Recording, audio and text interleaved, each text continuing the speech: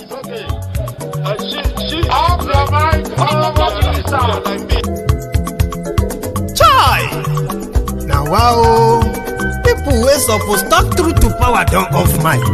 And if we talk, now 500,000 they go summer us.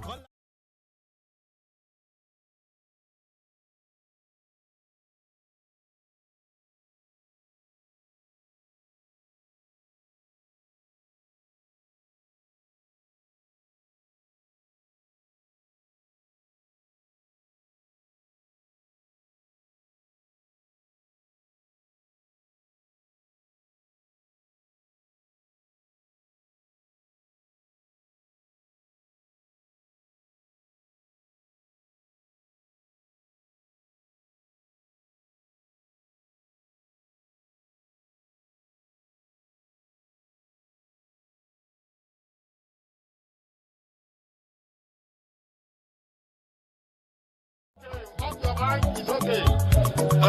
She off your mind. Chai! Now wow, people wey suppose talk truth to power don't off mic. And if we talk, now 500,000 they go summer us, call them hate speech. But fear not, Maiyegun don't come. Him go torchlight every corner, nooks and cranny of all these bad people where they spoil our country.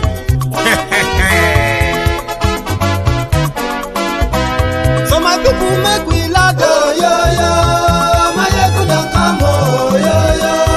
My people make we shout, oh, yo yo. Maiyegun don't come, oh, yo yo. Maiyegun don't come, man of the masses, oh, yo yo. Maiyegun don't come, oh, yo yo. Maiyegun diary Politico, oh, yo yo. Maiyegun don't come, oh, yo yo. This one not the off in mind. Oh, yo yo. Maiyegun don't come, oh, yo yo. Can in the touchlight every corner. Oh, yo yo. Maiyegun don't come, oh, yo yo. Okay, some people be they holla say they want the power. Chai. Them be promise us say we go get light and power. Them hustle so they can't get the power. But now they know they do anything with the power. Every day, dollar just they get the higher power. Over naira. See them talk say make we off mind. But thank God say Maiyegun don't come. So my people make you laugh, oh, yo yo. Maiyegun don't come, oh, yo yo. My people make we shout, oh, yo yo. Maiyegun don't come, oh, yo yo. Maiyegun don't come, man of the masses, oh, yo yo. Maiyegun don't come, oh, yo yo. Maiyegun diary Politico, oh, yo yo. Maiyegun don't come, oh, yo yo. This one not they off in mind, oh, yo yo. Maiyegun don't come, oh, yo yo. Person where they do evil, no one make person talk. Them say that Maiyegun, that man too they talk. He too they talk. Say Maiyegun diary, he they hot like pepper. But every day then they take money in bulk. Poor man picking, they the street they hawk. Still them talk say make we no talk. But thank God say Maiyegun don't come. So my people make you laugh, oh yo yo. Maiyegun don't come, oh yo yo. My people make you shout, oh yo yo. Maiyegun don't come, oh yo yo. Maiyegun don't come, man of the masses, oh yo yo. Maiyegun don't come, oh yo yo. Maiyegun diary Politico, oh yo yo. Maiyegun don't come, oh yo yo. This man not the off in mind, oh yo yo. Maiyegun don't come, oh yo yo. Many people are in the bank because many people are dying. Everything are doing. Pressure ti wà. Maso Yoruba. Gbogbo nǹkan ṣẹlẹ̀ ń lu yìí. Pressure ti wà.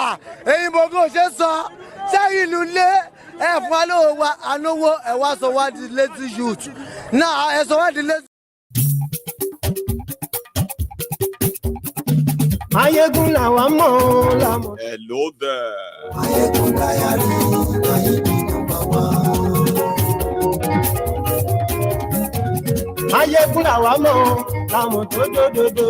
Maiyegun diary, Maiyegun number one. Good morning to you, good afternoon to you, and good evening to you from wherever you are watching from. This is Maiyegun live. Maiyegun diary, Maiyegun number one. gbogbo bó ṣe ń lọ ni Maiyegun já wa sí. MaiyegunDiary na ibi nọ́mbà wọn. àṣírí ọ̀jẹ̀lú kì í bò níbẹ̀ o. MaiyegunDiary. How many times would they tell you before you know that Nigeria is not for you? Ah! Now they never leave you. They have left you behind. Photo, not be juju be that. Sorry, oh. May God not allow them, may them kill you. 70 years old. Godfatherism, kò sí lọ́rọ̀ MaiyegunDiary. Thank you so much for joining me. Share this broadcast. Invite your friends, invite your not so friendly friends, and tell them Maiyegun today. Maiyegun làwa mọ̀ dódódódó. MaiyegunDiary na ibi nọ́mbà wọn.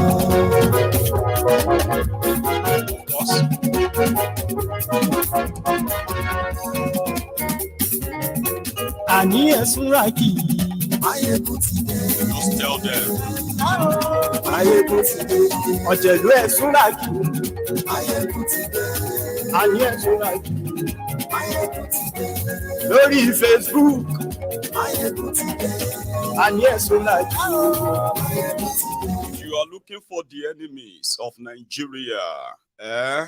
You have them in abundance, and look at what they look like. Àní ẹ̀sùnra kì í. Maiyegun ti dé. Ijó ìgbádìyẹ. Àní ẹ̀sùnra kì í. Maiyegun ti dé. Presido bá rúfin o. Àní ẹ̀sùnra kì í. Maiyegun ti dé. Gómìnà gbówó jẹ. Àní ẹ̀sùnra kì í. Ọlọ́pàá tí ń darí bá. Àní ẹ̀sùnra kì í. Aṣòfin tí ń rúfin o. Àní ẹ̀sùnra kì í. Òkúra olóṣèlú. Àní ẹ̀sùnra kì í. Ọ̀jẹ̀lú ẹ̀sùnra kì í. Àní ẹ̀sùnra kì í.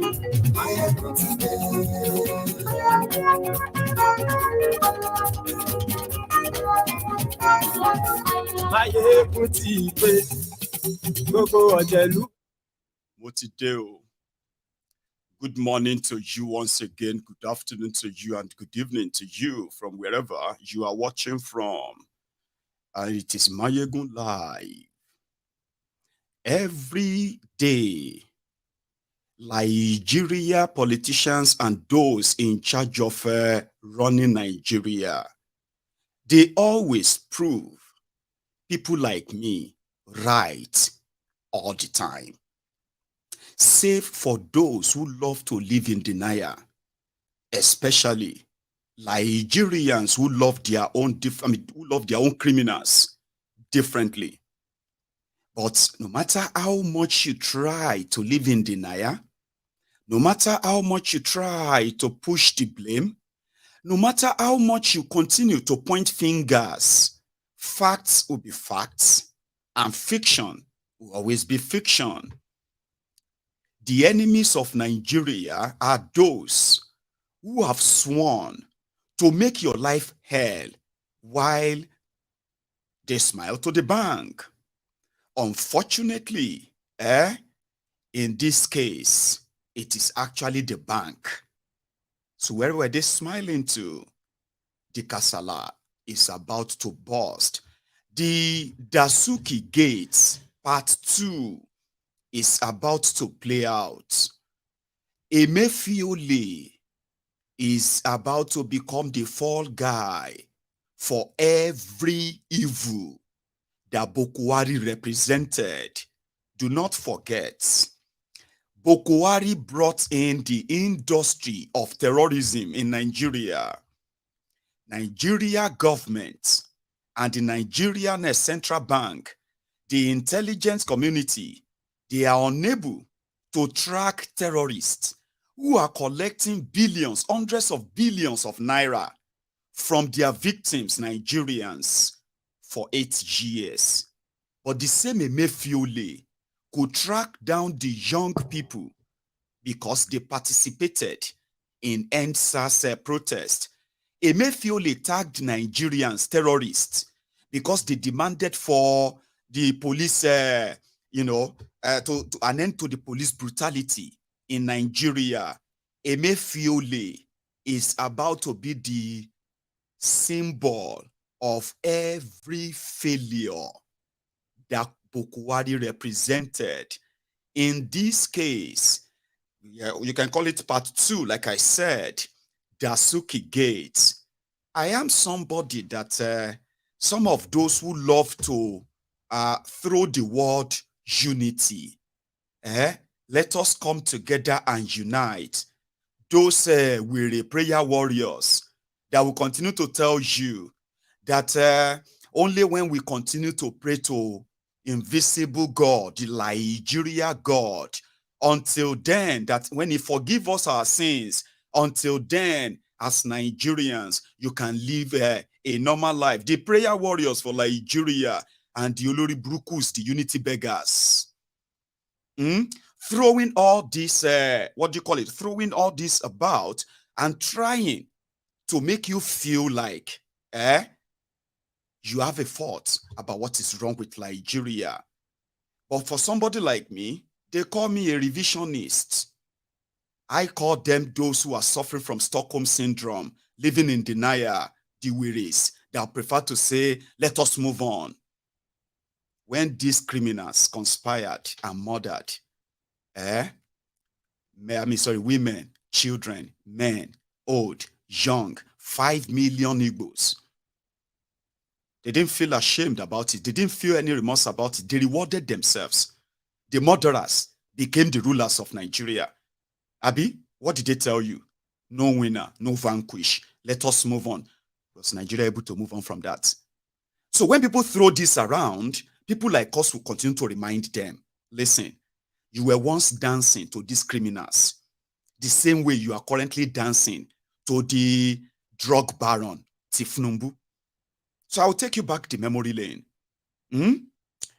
And why Emefiole, or whatever they will tell you now about Emefiole, right? All of it about Bokwari's government is going to be so similar to what happened to Dasuki. If I ask you today, where is Dasuki? What then happened to Dasuki? What happened to the rest of those they arrested because of Dasuki? And what happened to the victims that they used at the time as poster reason why they were chasing Dasuki? All these questions will come back to what? Maiyegun, nothing. The whole drama, the whole noise, billions and billions that were kind of people that were mentioned. What happened to them today? What happened to all the money? Gone, Abi. Now let's go back to memory lane. And why this is Dasuki part 2. Tifnumbu and gang, they dare not touch Bokwari and Bokwari's criminal gang like Fashola, like Aregbemubo, like Malamu, like Adisirika, the way that gave them ordinary design for Nigeria Air, like Issa Pandemic, the communication minister, like the finance minister, like Shadia, the Bokwari's girlfriend, the one that they opened a new shop for, Ministry of Humanitarian, where 500 billion naira was shared to poor people in a space of 5 days across Nigeria. Bokwari and gang won't touch all, Tifnumbu and gang won't touch them. Right. But Emefiole and his own timeline. And why a lot of you are going to be falling for all their propaganda and all the things that will follow. I'll take you back that memory lane. In 2015, when this APC, Egbekegbe, came in one of their, they said they had 3 cardinal goals. 1, to expose the sponsor of terrorism in Nigeria, arrest them and prosecute them and jail them. That if they could do that, if they do that, they were going to end their terrorism in Nigeria. Yes, that is 1. Number 2, Bokwari said he was coming to fight corruption. Therefore, all of the corrupt criminals, known and unknown, they should start packing their bags because they were going to jail. That's the second one. The third one is economy. According to Bokwari and APC, they came in to recalibrate, to revitalize, and all the funny names they used, or funny words they used, the economy of Nigeria by stopping, once they stop corruption and they stop terrorism, the money they will get back from the corrupt people, they will invest them in Nigeria into infrastructures, into education, into healthcare. Do you see how lofty those ideas were? That's not what they did when they came in. Let's start with the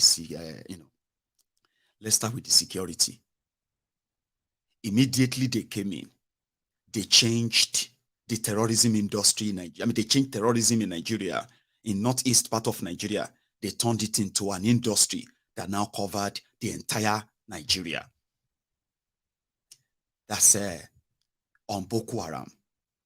On economy, where Emefiole comes from. The same Bokwari and gang, they started something called round tripping. You know, I keep using that word for the past 7 years. I've been using that word on my program, exposing and talking about the crime that Bokwari and gang were committing. Bokwari's family took over Central Bank of Nigeria. But why? You remember, they wanted to fight terrorism. So immediately Bokwari came in. Bas. Dasuki was arrested. Breaking news. Sambo Dasuki has been arrested because the money meant to fight Boko Haram was actually shared among PDP members and so many other Nigerians instead of fighting Boko Haram. And because of that, that is the reason why Nigeria was unable to defeat Boko Haram. It was an easy sell. Even those who didn't support APC, they kind of they got caught in the old trap of the propaganda. They didn't release much details though. They just said the killings that led to the end of Goodluck Egbere Jonathan was because Jonathan and his gang, they intentionally, sabotage the fight against terror with their corruption, because Dasuki shared $2 billion. The money meant for the fight against terror. How could they do that? No wonder. So the money they were supposed to use to fight Boko Haram, they shared that for election. Who will not support the fight against such? Expose them. Before you know it, they released the list, the names, and how much people collected from Dasuki, including how they collected the money, including how they used some of the money to rig election in Ekiti State. And then and other places like that. They were kind of, really, really compelling, sad stories. It was pretty much like everybody watching the scene by scene of what Dasuki did and how people died, and now Bokwari is about to fight and end terrorism and corruption at the same time. And everybody was like, this is the change they voted for. But when people started probing, they started asking, hang on. Dasuki doesn't have access to any money. By design of his office, it doesn't have access to any money, except the ones authorized, approved by the president. Here you get. So, if Dasuki spent $2 billion meant for arms purchase, hello, what happened to the man who approved the money, Jonathan? How come you are not picking him up? Okay, hang on. Some documents started popping up. Wait till. The guy that was in charge of the Nigeria Army itinerary, like, no, not itinerary, like the Armory. Buratai took up Buratai. Why didn't they arrest him? Because from record, all of the army record or Nigerian army record showed that Jonathan bought all of the weapons that he claimed to have bought, right? So if Dasuki stole 2 billion, used 2 billion with the authority of Jonathan, but another person said, no, they bought the weapons. Who is lying here? How come that one wasn't arrested? Okay, hang on. Now, let's even wait on this and ask, how did they get the money? Who gave the money? Central Bank of Nigeria released the money, including the ones they released in Naira for elections in Ekiti and then a few places, including the money they gave to Bokwari himself. Remember when Bokwari during the 2014-2015 election campaign and Bokwari's convoy got attacked in Kaduna by Boko Haram, and he came out of that attack to walk around where people kind of started hailing him, hey, Sai Baba, before the election. Now, because of that incident, from the office of NSA, Dasuki, with the authorization of Jonathan, they gave the same Bokwari $300,000 to fortify his own security in his own way. And they added another $630,000 worth of 2 armored SUV vehicles, $650,000. And they sent them to him so that it won't be like, now, if anything happened to him, it will be like Jonathan caused it. All of this started coming out, right? Then, before you know it, it became obvious that the intention was actually not to expose those behind Boko Haram or those who have profited from it. It was a kind of a distraction to make their base feel like they are taking decision in their interest. Okay? In that same vein, Bokwari relocated the Nigeria military base to Borno to go and fight terrorism there. All of those are the initial gragra. Why behind the scene, corruption was going on like mad. They were destroying Nigeria to what you are now witnessing today. I will tell you. Dasuki was locked up. Femi for Food Kayode was locked up because he collected money. Ruben Abati was locked up because he collected money. Obani Koromusiliu was locked up. The old man, Olufalaye, was arrested because he collected money. A lot of people were arrested, but the people who released the money and the person who said they bought weapons and the person who authorized the money, they were not touched. Emefiole was not told to resign. Instead, they called him and said, come and teach us. How did you do all of these things? For those who remember the Sonny Abacha story, Sonny Abacha, when it became so obvious that Nigeria was becoming a pariah state, okay? So, Sonny Abacha and his family, they turned the Central Bank of Nigeria into their own personal bank. It's like Sonny Abacha's bank. So they could ask the central bank governor, okay, to print out money or give them forex or give them, you know what I mean? Just at will. And nobody, that central bank governor must not raise any wimp. So Bokwari and gang, after pretending to expose a monumental corruption perpetrated by Goodluck Egbere Jolantan's government that cost lives, they decided to parley with those who actually worked things out.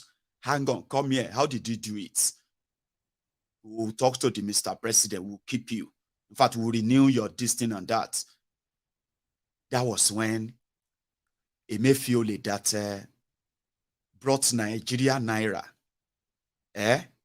down, up to 160 Naira official to $1 and 190 Naira to $1 in the black market. The Emefiole decided to play ball with criminals who pretended to come and fight terrorism and corruption by covering up for his own corruption. So all of the things they are going to tell you about Emefiole today, they are coming 8 years late after Emefiole and Bokwari and the rest of the APC clan destroyed everything in Nigeria. You have no idea of the damages. But they are going to tell you very soon. A little bit of a distraction. Why they? I'll tell you that too. So, Emefiole, with God knows what policy he was operating at the time, decided to redesign the policies to suit the interest of these new criminals, Maman Daura and gang. So what happened? Emefiole started and he gave them the Central Bank of Nigeria's vault key. These guys became the middlemen. If you want to buy any forex in Nigeria, they became the middlemen. And gradually, the micro and macro economy in Nigeria, they started crumbling. To save face, Emefiole started increasing the tax percentage in Nigeria. Things started stifling up to satisfy the greedy few in Bokwari's government, including Bokwari's family. Maybe now they will tell you how much Emefiole Central Bank gave in treating Bokwari in London for all of the surgeries that Bokwari went through in London. Maybe this time around, Tifnubus and co, they will release the documents and how much it costs Nigeria to treat Bokwari. So they kept him. But Emefiole, to satisfy these people, they started what now became the Buharinomics. They started cooking figures. He was telling them Nigeria was so LV. In fact, Nigeria is not borrowing enough. If to say Nigeria want to borrow, Nigeria can, you know what I mean? And when they ran everywhere dry, Nigerians became jobless, unemployed. They are no longer paying taxes anymore. You know, when you become poorer, your government will become poorer as well. Emefiole offered them the devaluation of Naira repeatedly, that Naira will never recover. Not in another 50 years. Trust me. No, anytime soon. Forget it. While he was doing this economic sabotage, like surprise, nobody knew. Without the National Assembly approval, Emefiole started printing money for Bokwari. We didn't know. For 3 solid years, Emefiole was printing money, and he was packaging money, like trucking money for politicians in Nigeria, state governors, Bokwari and family, without any production to back it up. And before you know it, inflation in Nigeria skyrocketed. A bag of rice that used to be 7,000 naira, the same 50 kg rice, inflation that eats Nigeria, now took that to over 40,000 naira today. The economic sabotage wasn't that enough. Bokwari then shut down Nigeria border. When they shut the border, it wasn't because they wanted to protect those who are inside, though. It was to further strangulate those who are inside economically. Nigeria went into recession several times. Emefiole was telling people, releasing data, that because PDP, that he was part of, looted Nigeria. That was why Nigeria was in recession. They were cooking figures. But Nigerians were feeling the heat. It'd be like, say, when you put frog inside the cold water, and you put that frog, you put a frog in a cold pot, water, and then you put the pot on a burner. Yeah? You know, it's not going to start getting warm so immediately. So it's going to start gradually and gradually. And as usual, Nigerians, when Bokwari and these guys, economic saboteurs, business destroyers, lives destroyers, people died because of what these guys did, right? Now, they put, the Nigerians were like a frog that were put, that were inside that cold pot and cold water, but on a very hot steamer or what do you call it, heater. So gradually, they were telling them to adjust, until it became unbearable. And many people died economically for this. But it didn't stop. When 2019 election came, Emefiole printed money, and he put that money in 2 billion vans. These 2 billion vans were sent to Lagos, Baba, and they missed their way and straight into the compound of Tifnumbu. We don't know how much was printed, how much was inside the bullion van. And all of this money came from Central Bank of Nigeria. This was when they were killing Nigeria slowly. The revenue, Emefiole and gang, Bokwari and the rest. Why the revenue generation of Nigeria continued to dwindle, they opened the floodgates of different rogues, including those who were stealing the crude oil of Nigeria. Billions and trillions of your naira gone into private pockets. Called them economic saboteur. And Bokwari, who supervised all of that, was being praised by the Buhari Danes, Buhari Dideris, Buhari Denotus, Buhari Dijatus, Buhari Shukus, the Ungoziaris, Nnekaharis, the ombud slaves, sophisticated morons. They don't like me. I don't like them too. And we don't pretend. For 8 years, I was telling them about these rogues, and they were telling me that I was benefiting from PDP corruption. They did tell many of you too, when you were pointing out all this criminality at the time. They said you were complaining because you were benefiting from PDP corruption, until the majority of them lost everything. But shame will never let them come out to say, but why you destroyed us? So just now that Emefiole at the time, one of the governors spoke out. It was Obaseki of Edo. And he said, Nigeria is in trouble. In case if they are still lying to you. Nigeria is in what? Is in big, big economic trouble. That for the past 2 years, Central Bank of Nigeria has been printing money. And do you know what Emefiole used in response? Let's use that as a flashback. Yeah? He said this. If you understand the concept of printing of money is about lending money, right? That is our job, right? To print is about saying lending money. So there's no need putting all the controversy about printing of money as if we're going into the factory printing naira and then distributing on the street. It is very inappropriate for people to just give some coloration to the word printing of money as if it is some foreign word coming from the sky. Okay, so I think it's important for me to put it this way, that in 2015, 2016, the kind of situations we find ourselves now, which is even worse than what we faced in 2015, 2016, we did provide budget support facility for all the states of this country. That loan remains unpaid till now, and we are going to insist on the states paying back those monies going forward, since they are accusing us of giving them loans. That's what they're saying. And so most countries in the world today are confronted by not only health challenges coming from the pandemic of COVID, and also economic crisis and the rest of them. And what I keep saying this, it will be irresponsible for the Central Bank of Nigeria or any central bank or any Fed to stand idle and then refuse to support its government at this time.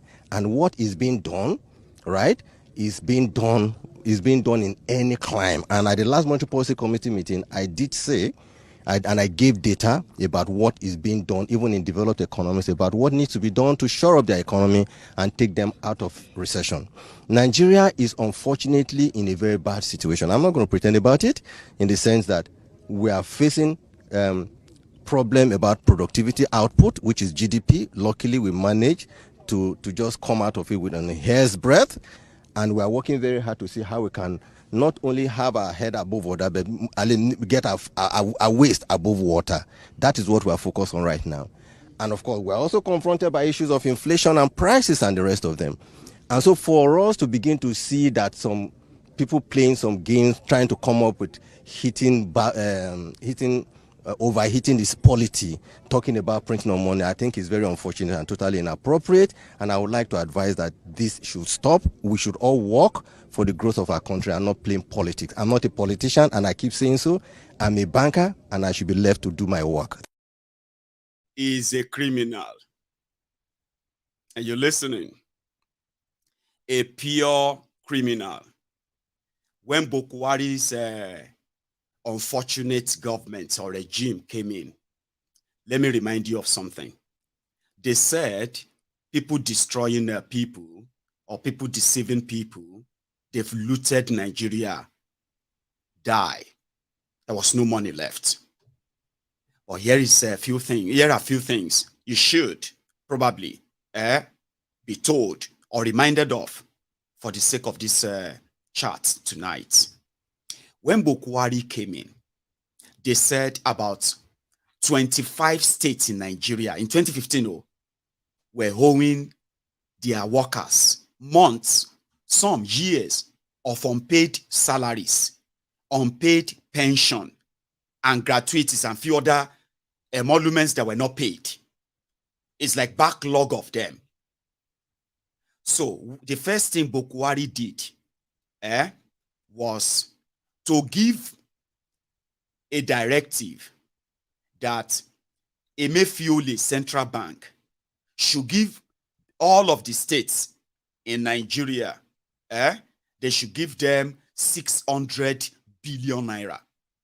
Where was that money coming from? It came from the Paris Club refund at the time. So they distributed that money to all of the states in Nigeria based on some of them that they deducted their money during the debt repayments at the time. So refund, though, they gave them that money to go and offset the salaries of workers that were unpaid. Guess what happened? The governors took the money. They chop them.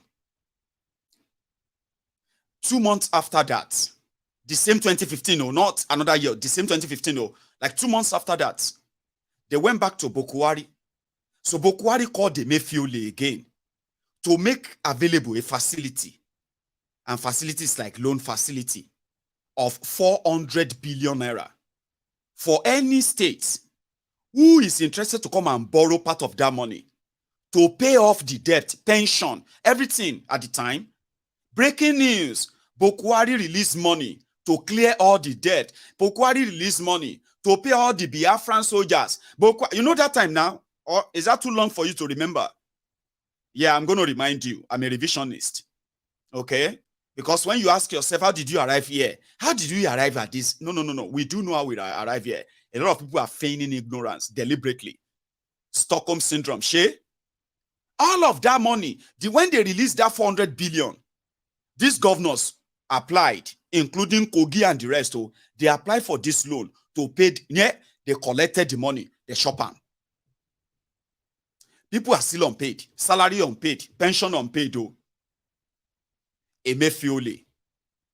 Now, he is then referring to what one of the governors who collected that money from him, now yarning dust, who asked him to go and tell everybody that they are printing money. The money that they gave to him, Edo State, Shein don't pay him back. Shein pay all the pensioners. Did he even pay all the workers too? Now he's trying to play politics with me, Abi. I'm not a politician, but I will make all of them pay back. That's exactly what also happened when they brought about something they called Anchor's Borrowers Program. This thief, this criminal, put a package together. And that package was to take a facility from the African Development Bank so that they could support the farmers in Nigeria to grow food in order to combat food inflation and possibly reduce hunger and poverty. Good idea, Abi.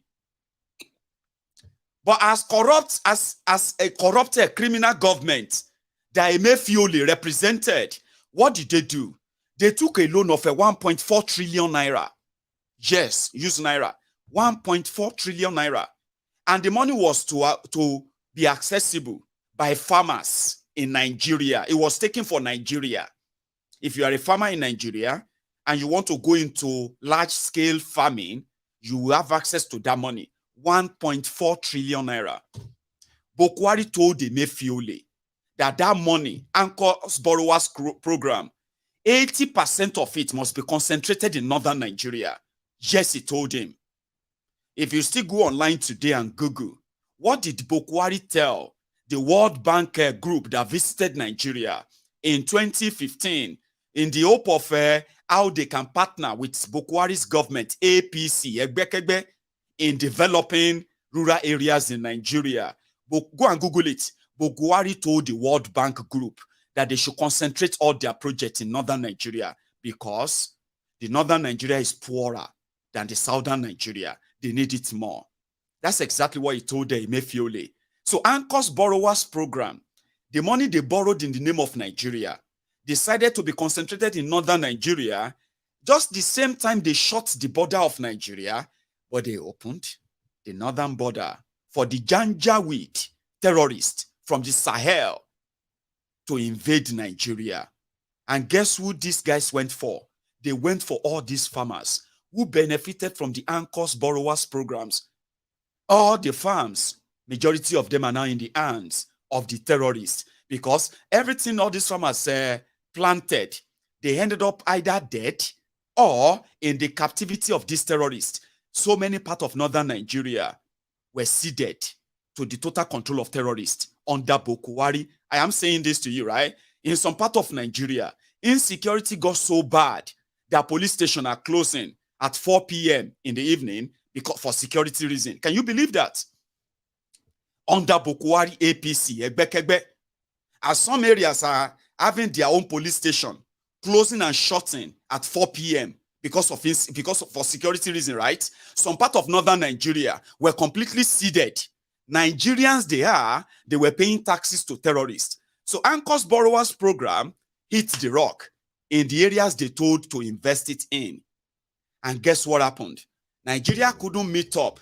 The money they actually invested, talk less of making profits. Now, the effort of trying to crash food prices in Nigeria, reduce poverty, reduce importation of food, all of that crashed before they can even start accounting for what they spent. So that then gave Dangote the unhindered access to bring in anything and everything that they've already banned.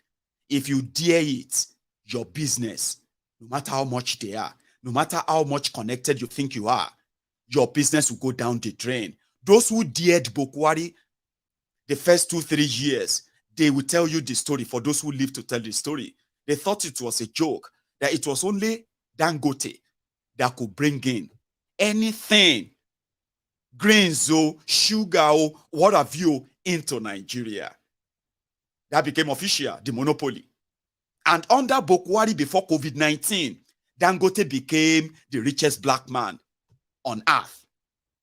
Yes, his fortune tripled, while the rest of Nigeria crumbled under the excruciating economic sabotage of Bokwari called Buharinomics. Remember that until COVID happened.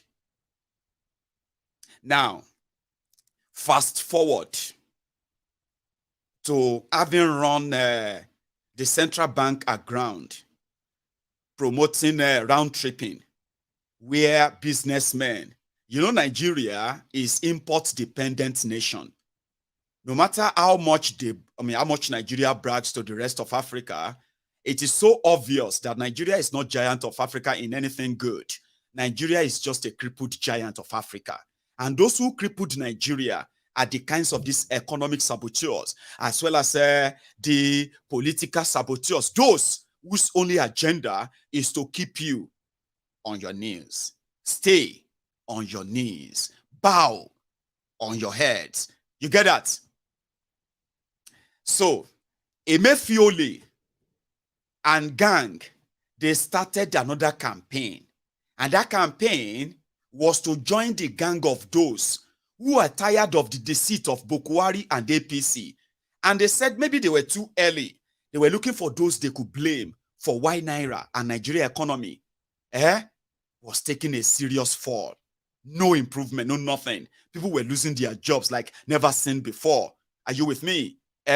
Nigeria economy became a ghost, a shadow of itself. So they were looking for who to blame. Who are we going to blame? Oh, hey, the PDP stored money inside this and that. Then what happened to your anti-corruption fight? How much of those money can you account for? They couldn't account for a penny of the money they started distracting you with. DSN stole $80 billion. They are going to recover the money. Oh, Bokwari has recovered $10 billion. When all of those things were no longer adding up, they started blaming those who were telling Nigerians the exact exchange rates of Nigeria. Propaganda couldn't save it anymore. Everything was like at the belly low. And in one of those fights, I remember where Emefiole said, Aboki Forex. How many of you remember Aboki Forex? When they asked Emefiole what he was doing about the economy and the advice he was giving Bokwari, without telling everybody the truth that they have already hijacked the Nigeria Apex Bank, Central Bank of Nigeria, and he's probably just there as a figurehead.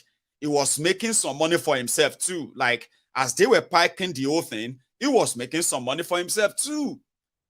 So therefore, he wasn't going to lose all the way. Sure you get? So he said Aboki Forex, Abi Aboki FX, was the one sabotaging the Naira dollar exchange. Emefiole signed off on Nigeria taking $10 billion.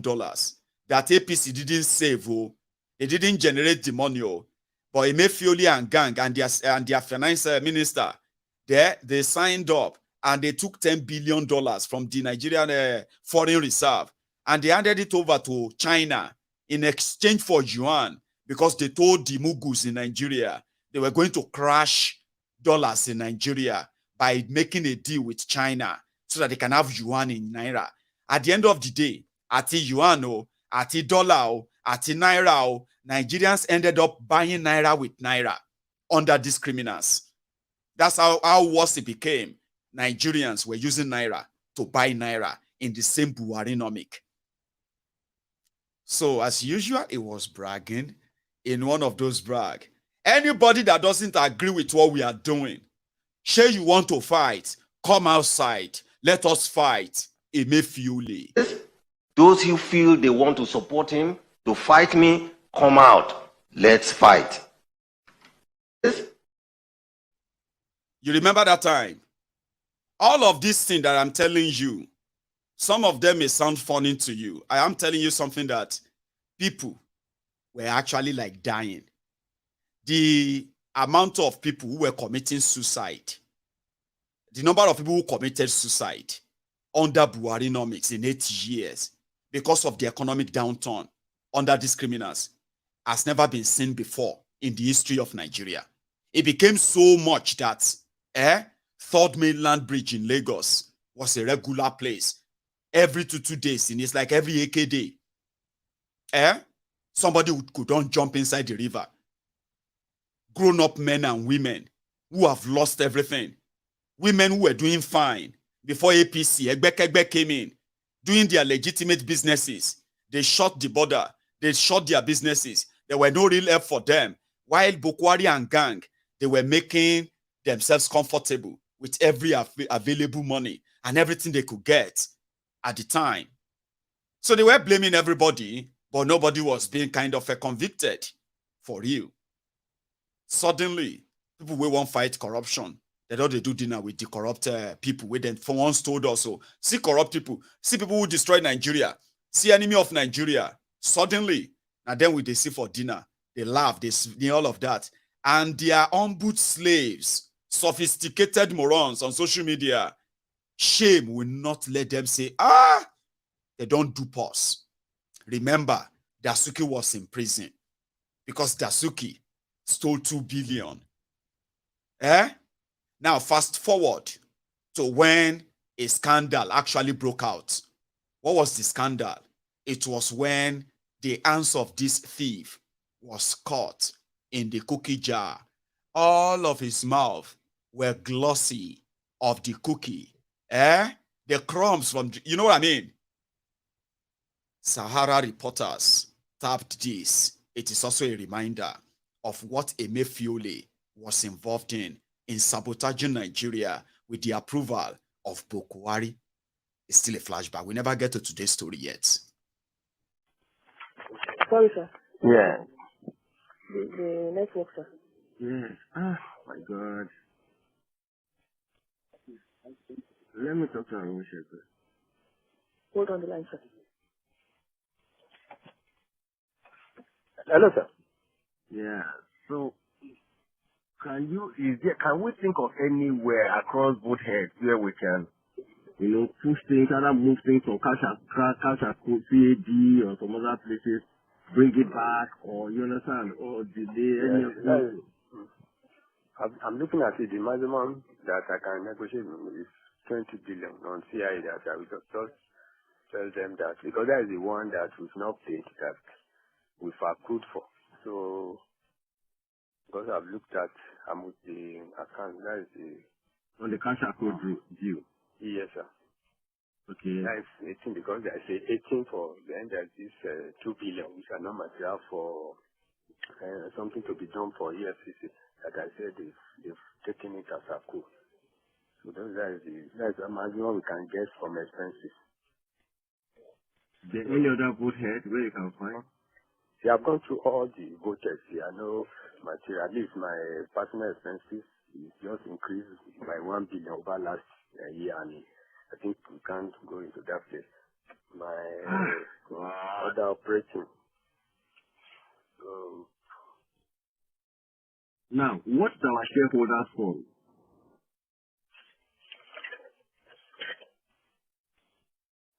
It's 34. Yeah? 34 billion. 34. You can see it will take our shareholders fund into negative. That's another problem. Wow. Hey.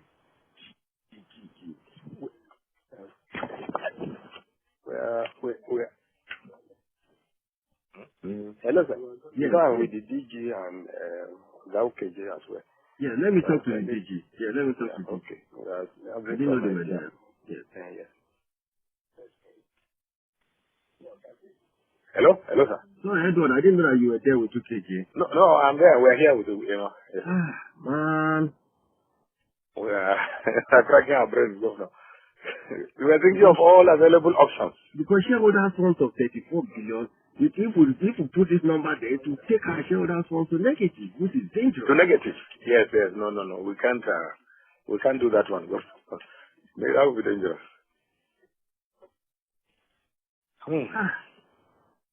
What do we do? God. The wild thought that came is that can we get the finance ministry to agree to take some of, even if it's just for the record? How can they take it now?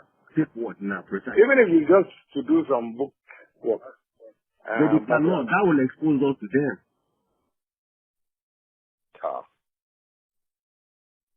Because that's the only area. All these other areas. Okay, what do we want finance to do in this case? Well, the thought was that maybe if they can just, we do some discussion with them, they just write saying that, okay, government will, but it has to maybe appropriated or something. Some document that will show that. They can't try that, because without National Assembly and government, they have to go to Federal Executive Council to do that. They have to go to Federal Executive Council. Wow. Damn it. Wow. Because, I don't know. I even said we should look at our intervention, but there's nothing much we can do there. I don't have an intervention. Yes, That will not work.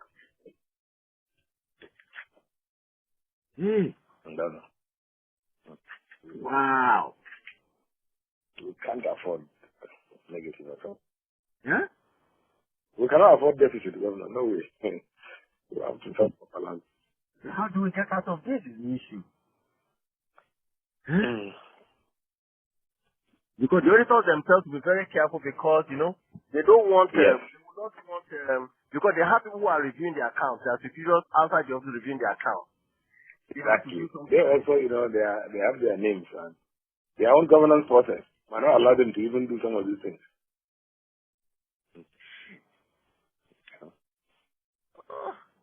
Wow. Tough one.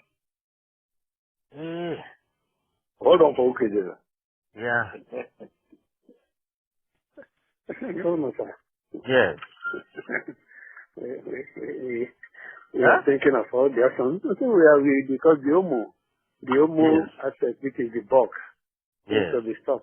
Yes, because the money has been paid and banks have recognized that amount in their income. Yeah. And naturally, the debtors will also ask for confirmation to confirm this one. And because initially I thought we had about 150 billion, which was what was paid in December. Then the initial thought was to look at which were the heavy banks that bought into that. But maybe pick them, but we also realized that they also have their end of year at December. So they will have recognized that. And I was just asking Mr. Arowishega about our exchange rate gain. The rate they use for this year, they said it's already 364, which is already very high. Yes. Because if not, if it were to be some lower, we have thought we have increased that close of maybe by just 1 naira or 2 naira, that will change the whole thing. Because the first time in history, part is written balance sheet in negative shareholder funds. That's bad. No. We thought about that because we were looking at how much the revenue is. Because the issue will be that we made so much revenue of so amount and we spend the whole thing. So where did we get the money that we were spending if we make? No, we have to. We go through it and see how to. Not going to work. Not at this time. Not. We keep cracking our braces. No. We are still looking at now. So far, we will be able to see to about 20 billion, which is this kind. Which he said he still has to discuss with the. Yeah. So after 20 billion, how much will be left? Not it's up to 100, 120, 110. 110, that is still a lot. Because this means we need at least a minimum of 115 or 112 for it to move from negative to surplus. God. Yeah.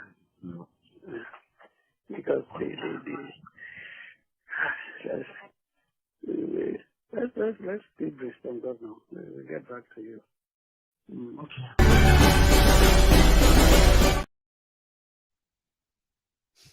You heard all of that, Abi?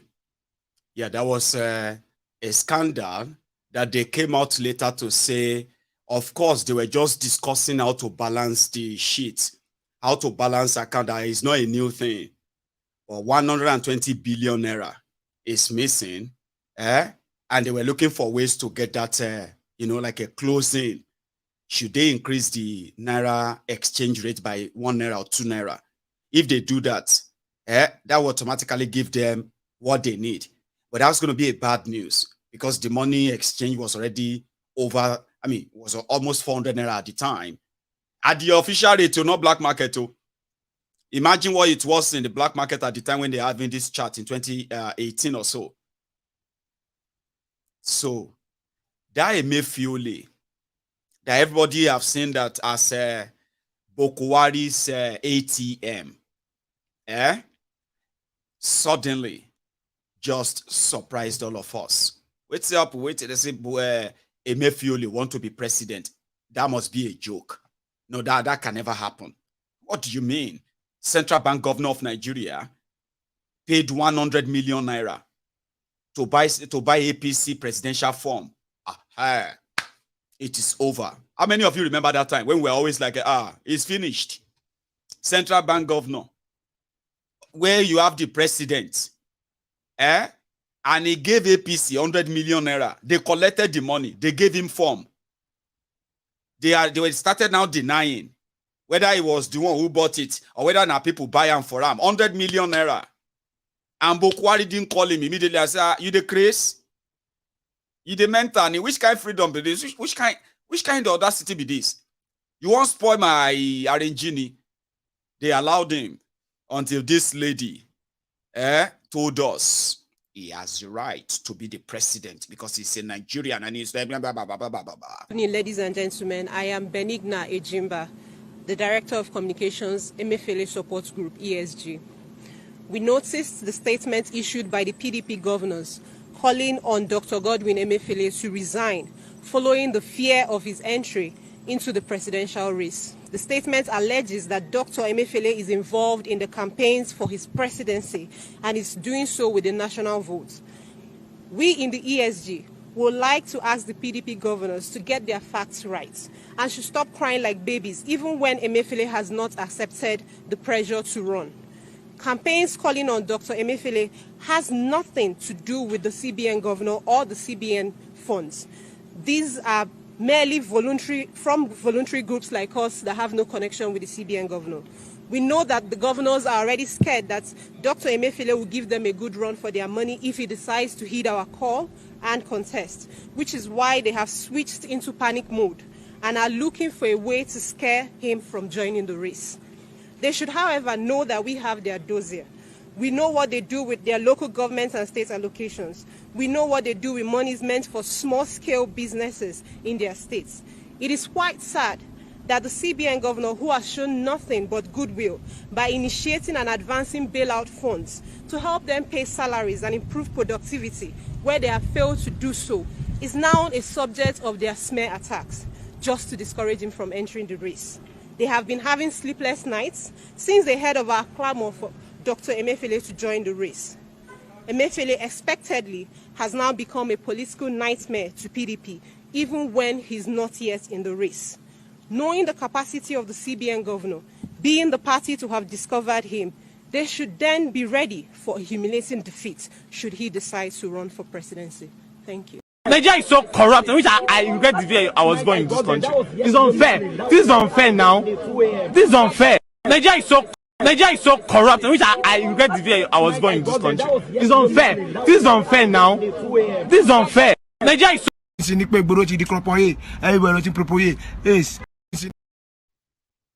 Did you hear that? That happened. It happened. And everybody was just looking like, oh, Nigeria don't finish. Nigeria to finish. I know some of you who actually felt like that when you saw the breaking news. Because that's how I felt. I was like, oh, Nigeria to finish. Nothing is normal anymore. Sure you get. And then they decided to punish the entire Nigeria. How many of you remember that Ekpadabo Abija? Ekpadabo Abija was something to say the return of Abija. You get that? They decided to throw the entire Nigeria under the bus by recoloring the Naira. Really? Recoloring the Naira. Yes, we want to battle those who want to use money to buy election. And so then carry the entire Nigeria mugu. Millions of people's lives. Were also destroyed. So many of them have not recovered till now. So, when they decided to recolor the Naira, it was Bokwari who said, it is a done deal, if you all remember, just before the election, because everything Emefiole did, Bokwari approved. So, this change of currency, I think there will be people a lot of money. But time has been given from October to December, 3 months. Is enough, whatever money you have, to get it changed through a legal system. So I don't know why people are complaining about it. So despite the complaint, there's no going back on the policy? No, there's no going back. There's no going back. My aim is to make sure that Nigerians believe that we respect them as an administration. It is smoke Igbo. If they take India, if they smoke Igbo, if they take India. To show to Nigerians that they respect them, no going back. We don't want people to use money to buy election. We don't want money, blah, blah, blah, blah, and the nonsense. That was when the wahala became APC versus APC. That was when Tifnumbu and his group, they took it personal. Just the same way Bokwari took the coup of 1985 very personal. Because the person that led the people who arrested him and the one who was like in charge of his detention was no other person than Sambo Dasuki. So it was personal for him. But you see, last few months, when Kalu came out and he said, Eba gbekpo pamo, Eba gbe naira pamo, ama debo, ama wole. That was when it became personal. Emefiole, they automatically agreed or concluded Emefiole is being used by Buhari or Buhari's cabal to stop Tifnumbu from winning election. In fact, that is why there is a fuel scarcity, naira scarcity, and it became a campaign. Yes, it must be like they did it for him. They must have done it. They must. But why they are all arguing, whether the whole thing is against Tifnumbu or not, businesses of people, they were crumbling like cards. Some of them are watching me today. No be so. This time last year, they had businesses. No be so they didn't get too much big, but they had businesses. But you see, between September and March, September 2022, March 2022, with Emefiole and Bokwari, they destroyed so many people's businesses and lives. And I can tell you this, if we stay longer this evening, you go hear people who go come tell you the testimony, how that thing affected them until today. We saw elderly people crying in the bank. They said they have to endure. They needed to endure because Bokwari was fighting for them. Listen to it again, because it was actually part of the clip. Again. So this change of currency, I think there will be people a lot of money. But time has been given from October to December, 3 months. Is enough, whatever money you have, to get it changed through a legal system. So I don't know why people are complaining about it. So despite the complaint, there's no going back on the policy? No, there's no going back. There's no going back. My aim is to make sure that Nigerians believe that we respect them as an administration. So Nigerians should vote for whoever they like from whichever party. Nobody will be allowed to mobilize resources and thugs to intimidate people in any constituency. That's what I want to go down into Nigerian history for as a leader. You are the chairman of the Presidential Campaign Council of your party. Yes. What are the chances of your party winning the elections? What are the chances of my party not winning the election? We are going to win this election.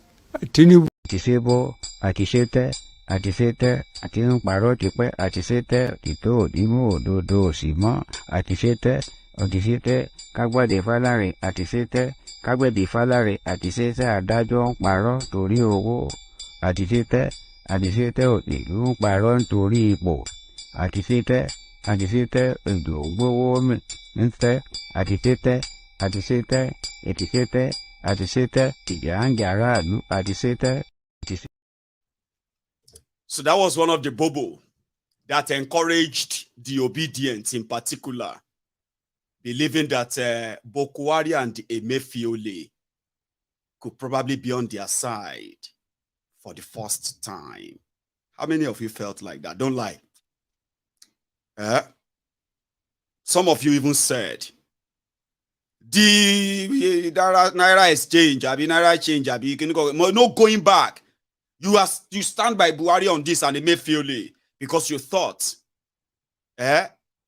they were targeting those who were going to use thugs and money. What later happened? They ended up still using thugs and money and INEC. That video, if you go and check it online, go and check the Bokwari's interview, December 2022. It was in London, though, in that video. Go and it will be one of the most viewed video of this election. Their charade that they completed. Because we were like, yes, it's like Bokwari. Because politicians were complaining. His own party members, governors, they were lamenting. This thing is going to affect us. Oh, we are going to lose election. Oh, they took him to court. So a lot of people felt like, maybe Bokwari wanted to leave a legacy. You remember that? I'm so sorry that a lot of you actually felt duped. Okay. Well, you know better now, Abi. Shebi, you know better now. I still know some of you. There will be some of you who will still believe that Bokwari meant well. He wanted to do good. But they override him, I know some of you who believe that. Because you couldn't believe what happened in that charade. After you have followed it so much, and suddenly you could see the politicians crying every day. Or even go fall, while I go day, blah, blah, blah, blah, blah. And Bokwari was taking a stand. We no going back. I say, maybe Bokwari won't do something good. Osita, they yeah. Sorry that I call you out to share you guys, because I remember you personally told us here that even though you don't trust them, but you would like to give them a benefit of doubt that just maybe Bokwari actually meant well this time around. I said, do you actually believe that? And you said, yes, you did. But look at it today. I'm talking about this mad period, though, where things were happening so fast. I was like, don't get carried away. These people. Obviously, I knew what would happen, though. Sure you get. Oh, sorry. Obviously, I knew how things go happen, though. But I knew what would happen, if you remember, right? Now, today, when that now got to the edge, they now said the Supreme Court call, they will now listen to Supreme Court. Around that time, there were already rumors that Tifnumbu and crew, who have already infiltrated both whoever was buyable around Bokwari and then everywhere, he don't do that. The DSS was already kind of listening to him indirectly. Because somehow, the DSS in Nigeria, Daura Secret Service, that is working for Bokwari, suddenly declared Central Bank Governor of Nigeria wanted. Abeti Bagbe, you don't forget that DSS declared Emefiole wanted. Have you forgotten that Emefiole went for a bankers seminar abroad and in America, and they failed to return to Nigeria because they said the DSS was looking for him until they told him he could return. Bokwari will not let them arrest him. And immediately, Emefiole landed in Nigeria. You remember that video? And those who came to pick him at the airport in order for DSS not to arrest him. Remember? So now then they tell us, say, Oma Shewon. Now you, that was the beginning. That was when they took it personal. Now, let's now fast forward to when Emefiole was called.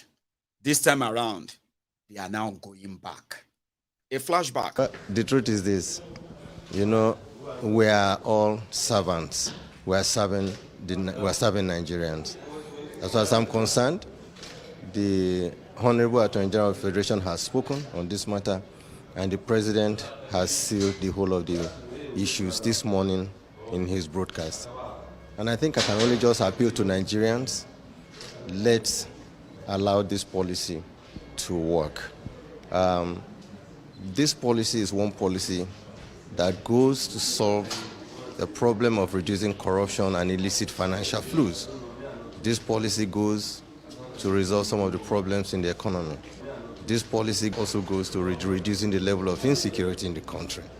So these three issues, which are the tripod of this administration's policy, are all embedded in this policy. We should just allow it to work. We keep saying this. There are some temporary pains, but I can assure Nigerians that the long-run benefit to Nigeria is overwhelming, and we should just give it a chance to work. Wish. You get wish. You get wish. Wish that is blood body. You get wish. Eh? Yes. Because witchcraft join this your own. I'm not sure say we'll go do deliverance for you. You get wish. That was the sale line. Nigerians should just let this policy work. So Nigerians started saying, Emefiole, Emefiole, Ogungo kill you, Emefiole, and all of that. Because even after election, new Naira, no day. But Emefiole was still telling them, they just need to make this thing work. This guy stole money. They wanted to steal money from dead people. Dormant account. If you left Nigeria and you left money in your Naira account, by now you have zero there. I don't care how much you left. Maybe you're a millionaire and you left a lot of money. Yeah? And if that account, you left it for about 5-6 years, they believe that you are dead. So they call your account dormant. When they check, they said there is this sitting 7 trillion Naira in Nigerian dormant accounts. It may be that your money you left 10 years ago. You better go and check. First bank account, Go and check. Emefiole and gang, they started selling fake bonds to take money from people and say government will give you more money in so years. We need the money. They scraped everywhere. But they were telling people, say that one no be winch. You know be winch. Now tell somebody, tell one Lagos Abobaku beside you that you are not going to fall for all of this propaganda. You have seen it before. At the end of the old drama, it was all a charm. Exactly the same thing they are planning to do with Emefiole. Now let's move forward, because at this point, it be like say sometimes once in a while, twice, Connie, twice. A broken clock can be very correct. In this case, when you call people thief, it's not like Boko Haram. It's not like a Tifnumbu. Others pretty much take it personal. Orji or Kalu was crying today. I'm going to show you that at some point. However, I think we should remain in that asshole rock, because you know what happened? After the whole thing, Emefiole returned to Nigeria, like I said. After returning to Nigeria, he received protection under Boko Haram. Tifnumbu and gang, they played along like, don't worry, we are friends and all of that. Then the report came. Remember that Emefiole requested to go on study leave. And Boko Haram has given him approval that he could go. But somehow, Tifnumbu and gang, they made him comfortable. When they were negotiating with NLC because of subsidy removal, they invited him there. When they are meeting with the oil marketers, they invited him there. They made him believe that he's part of the team, like he's part of the menu. The people they want, who came for the menu. He didn't know that he is the menu. So since they can't touch those who publicly stole, like Emefiole is now going to be the Pandora box. And just like Dasuki Gates, you will begin to hear those they will use as your distraction. Those who collected money. They are already saying that Emefiole, they said he currently has over 80 trillion Naira. Remember that this is the stock trade of APC. But see Alaji, Emefiole.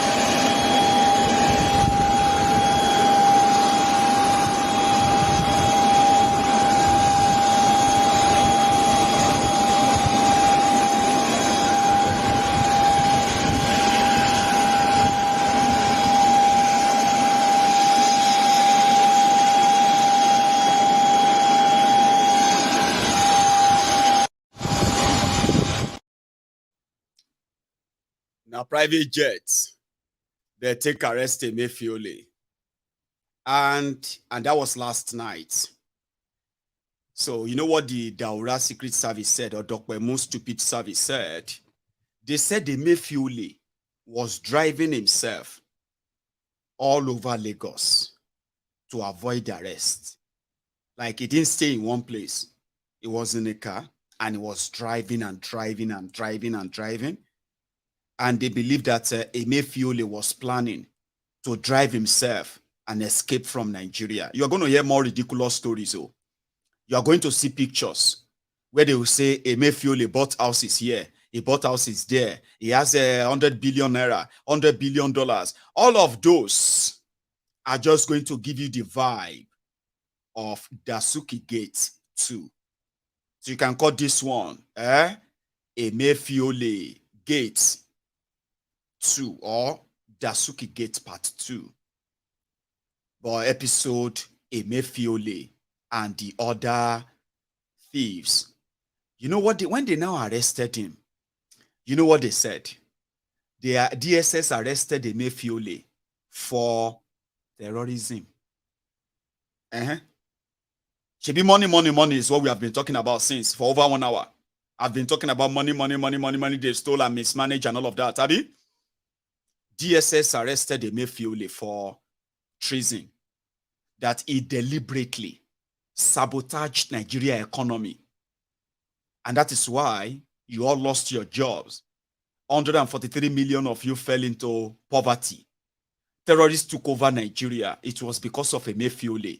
They said, when Emefiole decided to contest for president, when he failed, he decided to destroy Nigeria. According to them, they said Emefiole started using the rest of the money he wanted to use for election. He gave the money to IPOB. Nnamdi Kanu was arrested. Or should I say Nnamdi Kanu was kidnapped from Kenya as far back as July 1st. If you remember, this was May 2021. Yeah? Emefiole said he wanted to be president of Nigeria sometimes in November 2022. But the Aura Secret Service, they said Emefiole was using the money he wanted to use for his presidential ambition. He's using the money to sponsor unknown gunmen and IPOB. As a flashback, when they kidnapped Mazi Nnamdi Kanu from Kenya to celebrate the trophy, Malamu, the Attorney General of Nigeria then, had to broadcast or make the announcement in Hausa, not in Igbo, not in Yoruba, not even in English that all of you will understand, but in Hausa, which means we got there. At the time, a flashback. Zargin da ake masa kamar da aka mata a sama.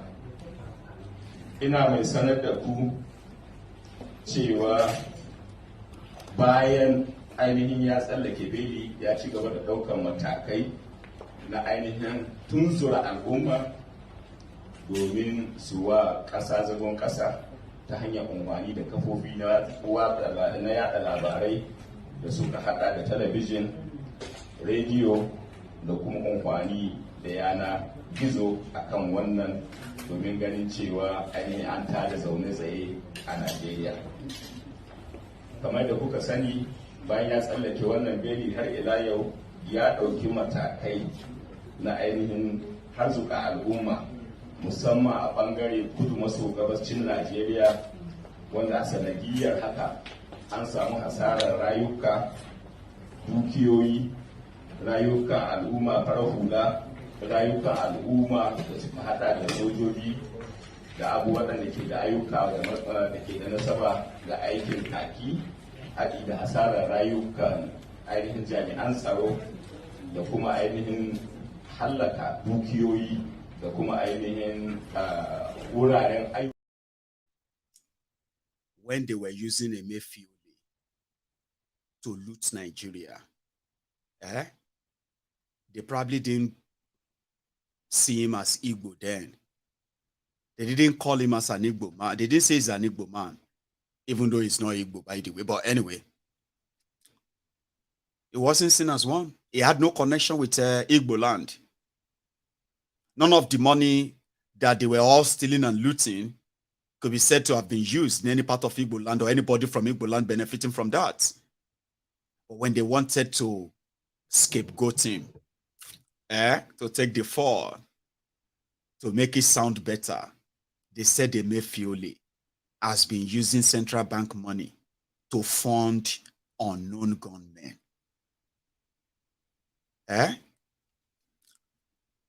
Remember when they said, good luck, Egbere Jolantan? I mean, it wasn't like it was El Rufaya who said the terrorism in northern Nigeria was actually sponsored by Jonathan in order to reduce their population in the north. Yes, he said that. When Dasuki was arrested, as much as they are attacking Jonathan, attacking everybody, and Dasuki was in detention, the likes of the rest of them, they continued to kind of shield him. It was more or less like Jonathan's government was actually funding terrorism against them. No be so. So same thing you're going to hear in the next few days. Stories upon stories, a lot of things.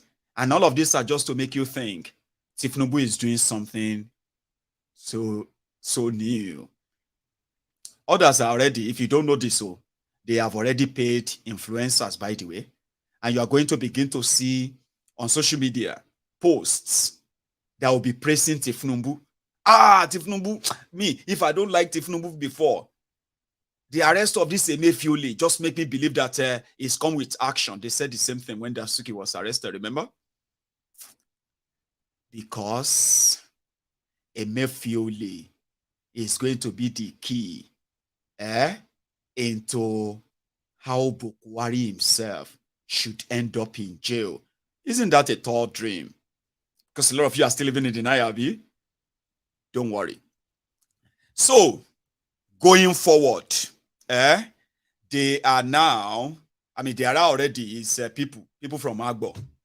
They said this thing is tribal. The arrest of Emefiole is tribal. It's a tribal attack. It's an ethnic profiling that they are targeting the people of Agbo and the people of Delta.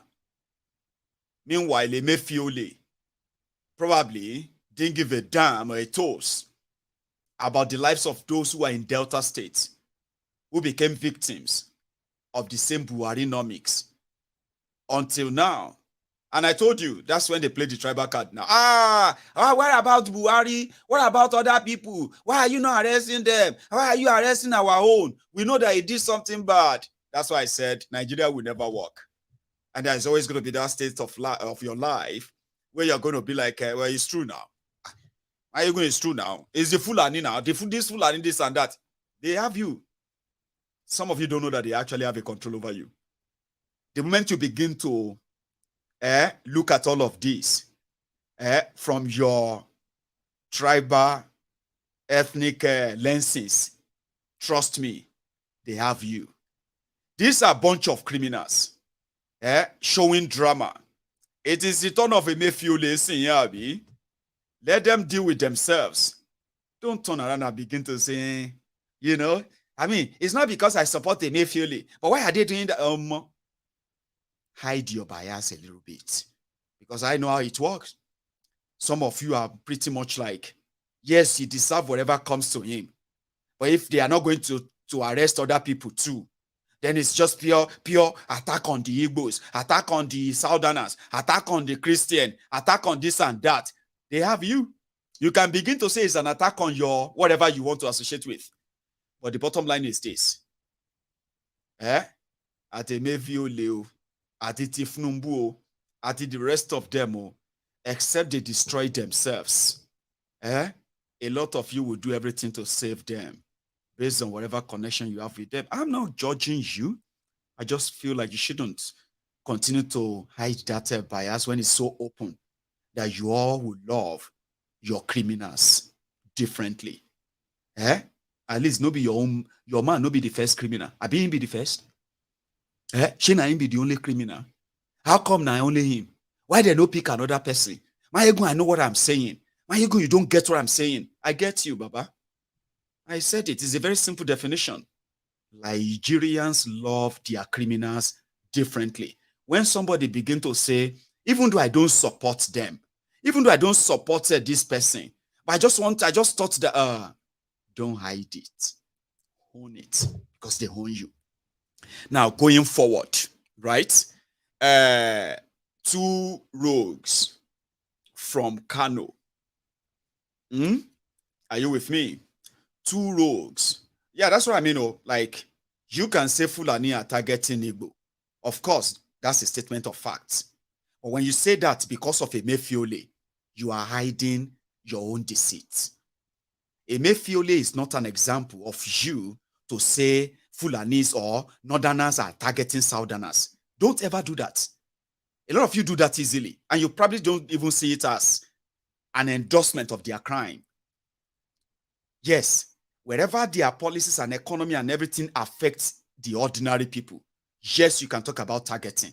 We have evidence of that. Igbo's profiling in Nigeria is an unwritten edict or unwritten decree in Nigeria. It's not hidden. But when you look at that profiling, those who are profiling the Igbos and those who are enabling the profiling of Igbos in Nigeria, you will see the Igbos among them. So if one of those criminals now fall out of favor with all their criminal gang from Yoruba land, from the southwest, from northern Nigeria, why would you now say they are targeting Igbos because of those the criminals? Why would you say that?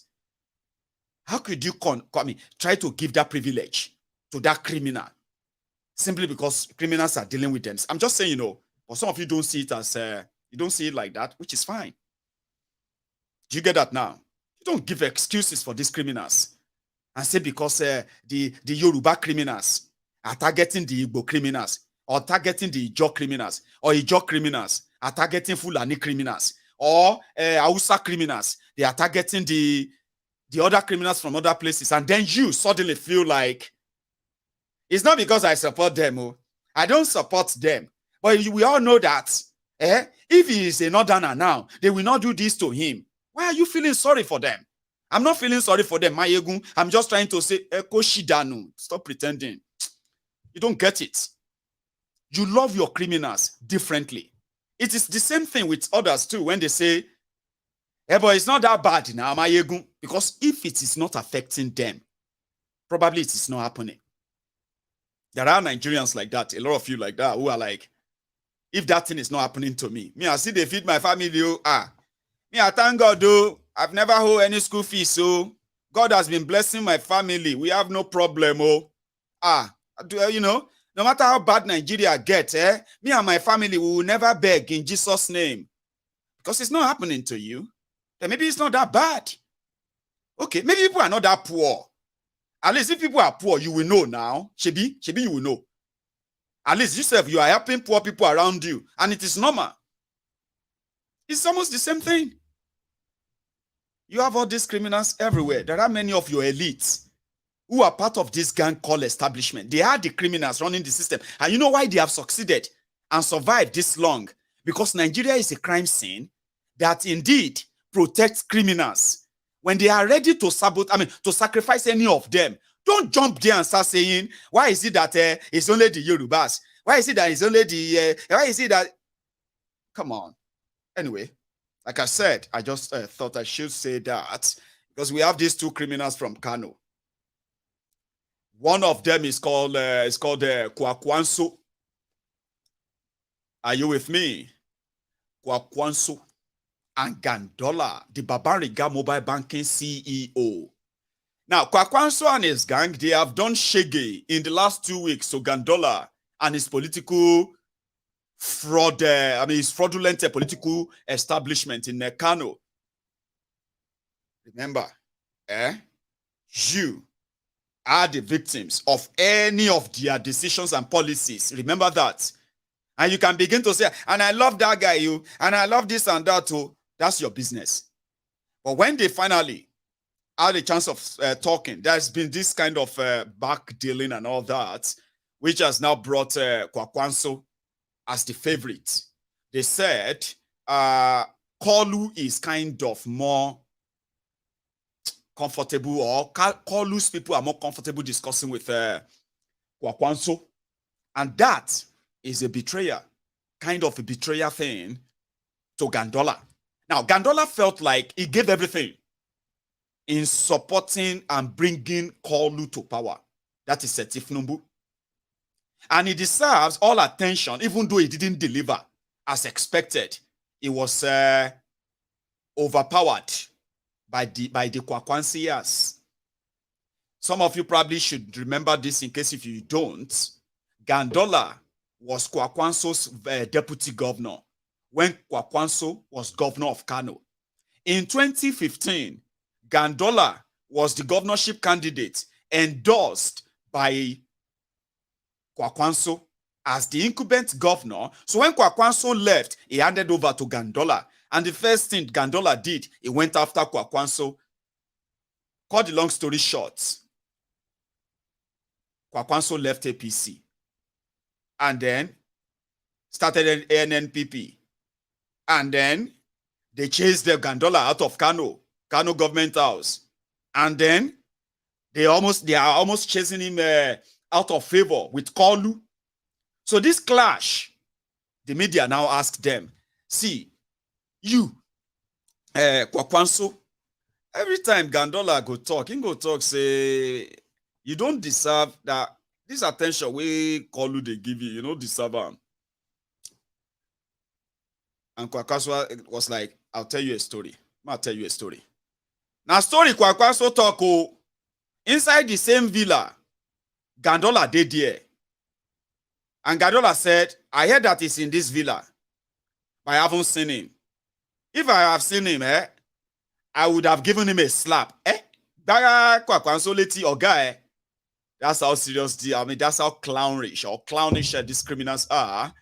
Well, in their own words, though, Channels Television, owns the credit to this clip.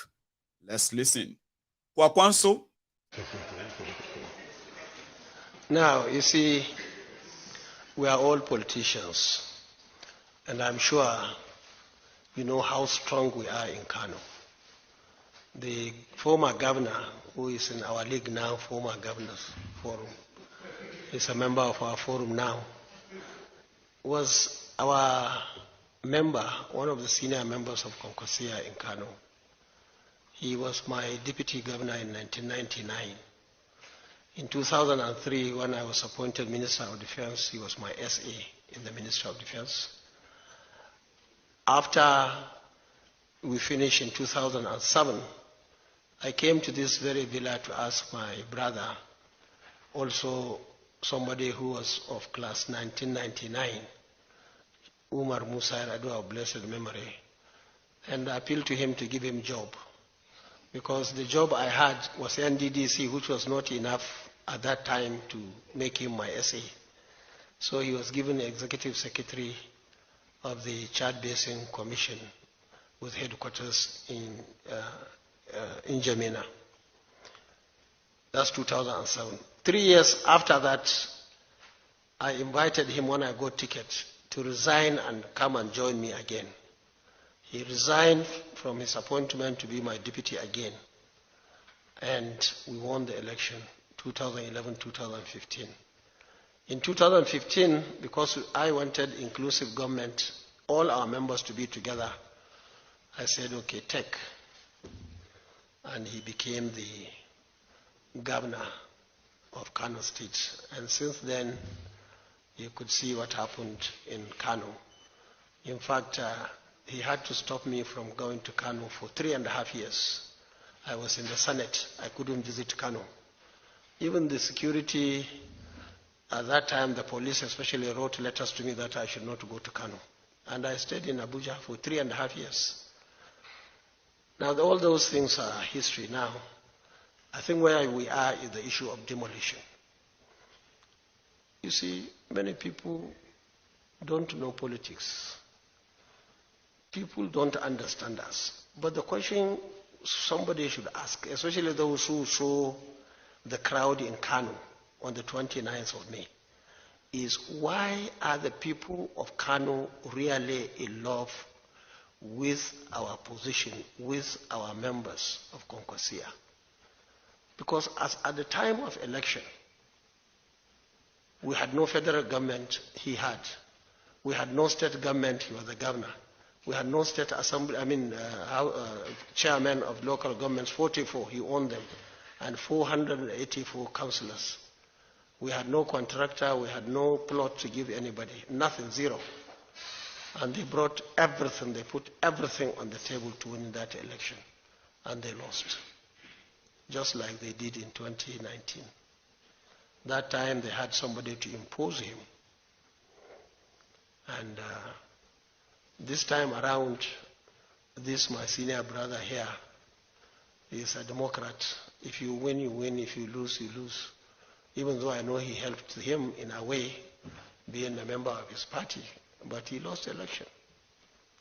So, having said that, I want to say that what is happening in Kanu is one solid and concrete promise that the governor made, that any building within government institutions, he will demolish them. Not plots, not anybody's house, any property in government premises, he would demolish them. And you see, on that, we saw even many people dying. If you go to Kano on the 29th of May, so many people lost their lives, even on that day, to bring this change to Kano. Now, so far... So that's the short story. Gandola and Kwakwanso.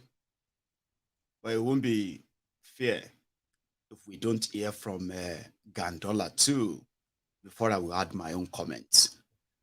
Babaringa, mobile banking CEO of Kano, ladies and gentlemen.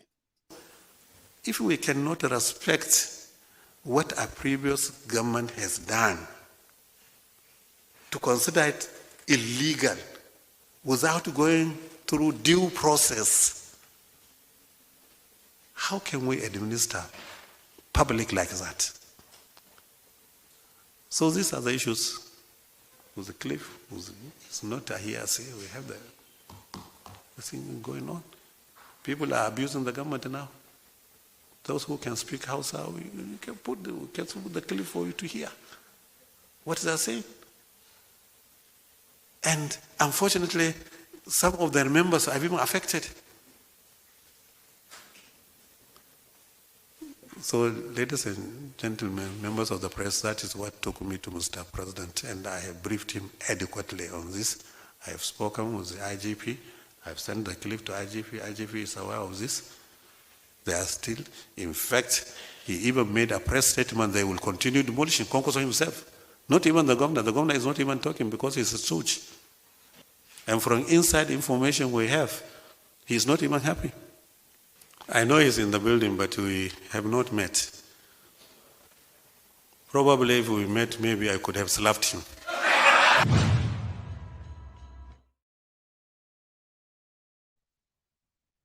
He could have slapped him. That's somebody who sold government land, government properties as scraps. Schools, they will sell the playing ground. Playing ground where they call the heat in some places in Kano. They started selling the land around them and they are building shopping malls. And guess those who were buying the properties? Either himself, his son, a member of his government, or those who are the contractors in his government. And it was so ridiculous, right? That the person who is demolishing right now, truthfully, has no other excuse to give in doing that. It just went on like they built all these things on government lands.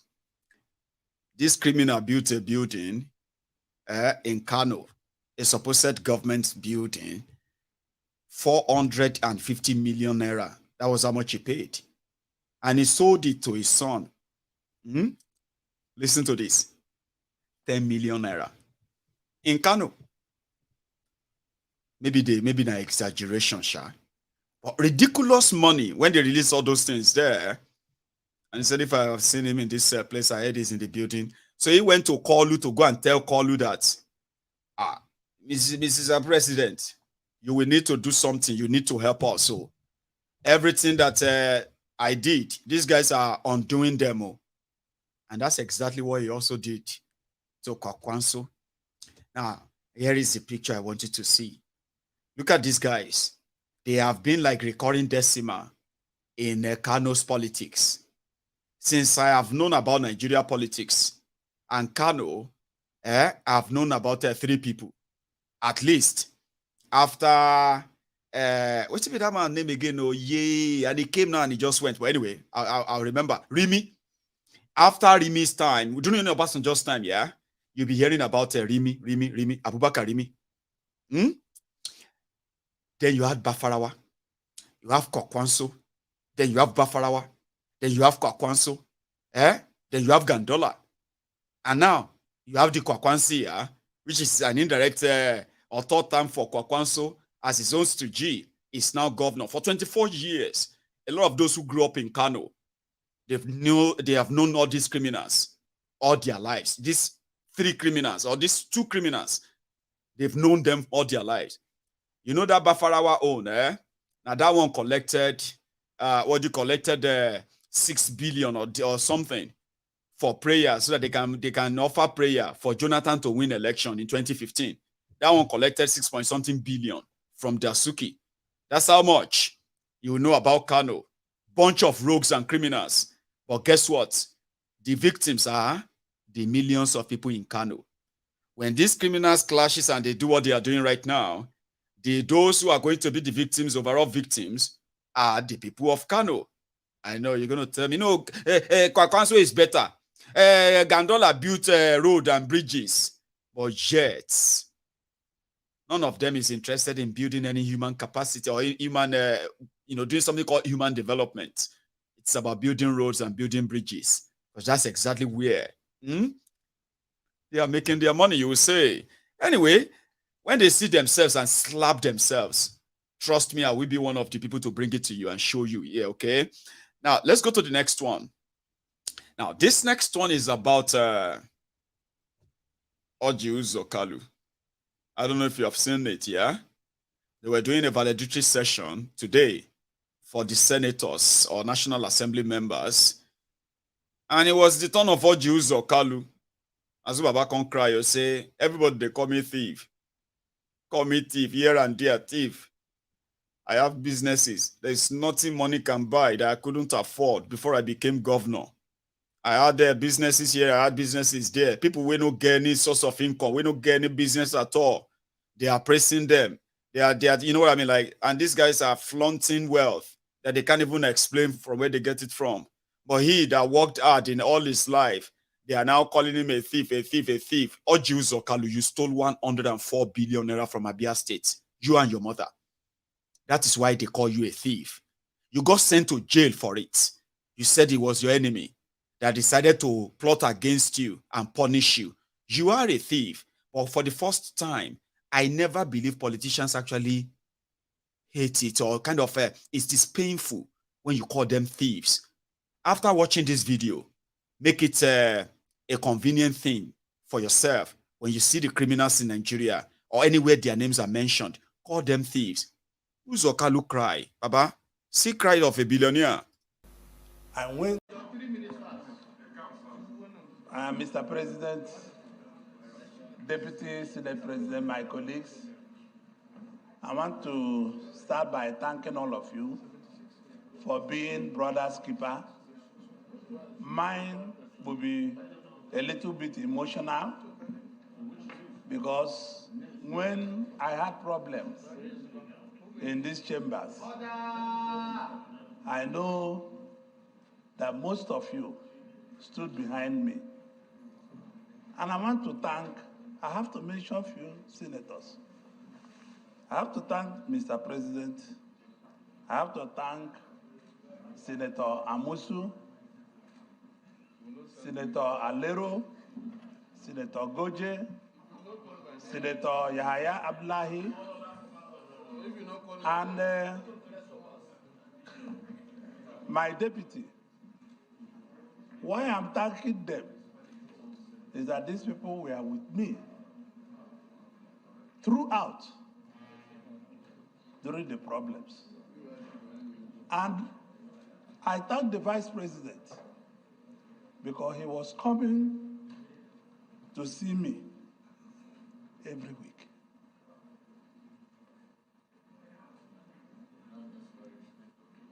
Mr. President, today is the beginning of new friendship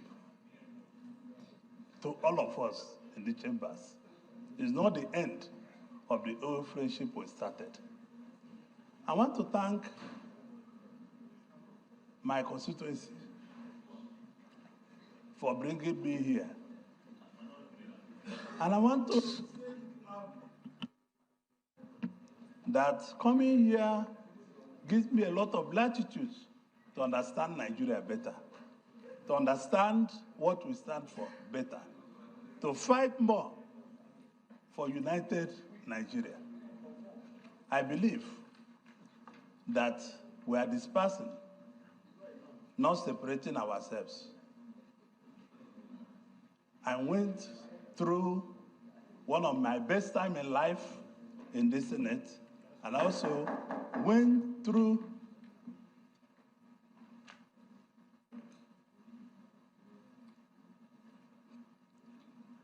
one of my difficult periods.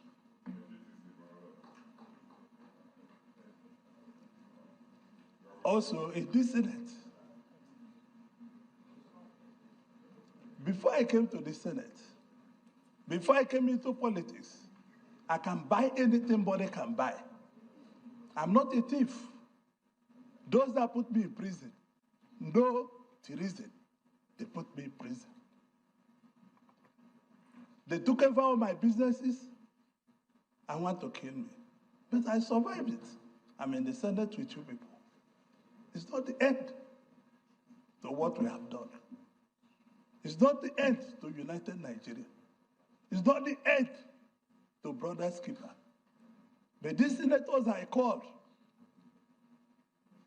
were with me. I never lacked. When the PDP that I was governor for 2 terms was being formed, I brought every money they use in forming that party. Every penny. I know they like me person, they cry beside me. I know they too take to start crying, and I don't like it. Orji Kalu is performing what you can call performing theater or performing art. I mean, is that what it's called when you go and study performing art or performing theater? He wants to be Senate president in the midst of other criminals who have taken their own places here and there. But he said he was the one who was funding PDP in Abia State before he became governor. And he had everything. They took everything from him, forgetting the fact that do you want me to go to his story, or you don't want me to bore you with that? Orji Kalu cries and said, Nigeria is unfair to some of them. Orji Kalu has been told, you are Igbo. We cannot give you Senate president. We don't trust you. They've said it to his face. And he's probably feeling like, if not for some of his colleagues who stood by him, he would have probably killed himself with the level of disappointment he suffered in Nigeria. This guy left PDP to join APC to still be loved. They still never show him love. I mean, I think the story is true and not one of those propaganda they put up for us when we were growing up back then when democracy was coming on, right? Kalu was a billionaire. One of the Babangida boys. He's always been a criminal. Yeah. And when democracy was coming, he was one of those they actually sent. Go back and take over your state. Go there and take this. Go there and take that. And we know what happened. 1999 to 2007, where Kalu was also one of them. They are older now. They are no longer young men. Older in the sense that they probably are now kind of looking back and saying, we had a good life, or I had a good life. I was once respected. I was once like, so probably that got to him at that point and he was like, look at me today. Watch the other part of the conversation here. Same thing, or a different image. Watch this. Where is that? Right, found it. I went through one of my best time in life in the Senate, and also went through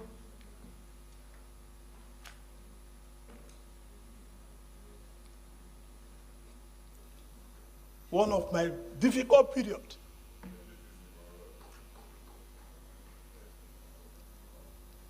Also in this Senate. Before I came to the Senate, before I came into politics, I can buy anything body can buy. I'm not a thief. Those that put me in prison know the reason they put me in prison. They took over all my businesses and want to kill me. But I survived it. I'm in the Senate with you people. It's not the end to what we have done. It's not the end to United Nigeria. It's not the end to Brother Skipper. But these senators I called were with me. I never lacked. When the PDP that I was governor for 2 terms was being formed, I brought every money they used in forming that party. Every penny in 1997 and 98. And I later became a thief. And people I gave transport money from my house in VI became angels. This is what Nigeria represents. I want to thank my colleagues for giving me these 4 years of uninterrupted support. Because this country is not fair to so many of us. I built this country, I employed 13,800 workers. People employing nobody, and nobody asked them their source of wealth. I have 3 factories in Lagos, Nigeria. I have 2 factories in Ota, build manufacturing. I have 3 factories in Aba, manufacturing. And I'm a thief. And people that cannot explain where their source of wealth come from, they are not thieves. I leave everything in the hands of God. May God be the judge. Thank you very much.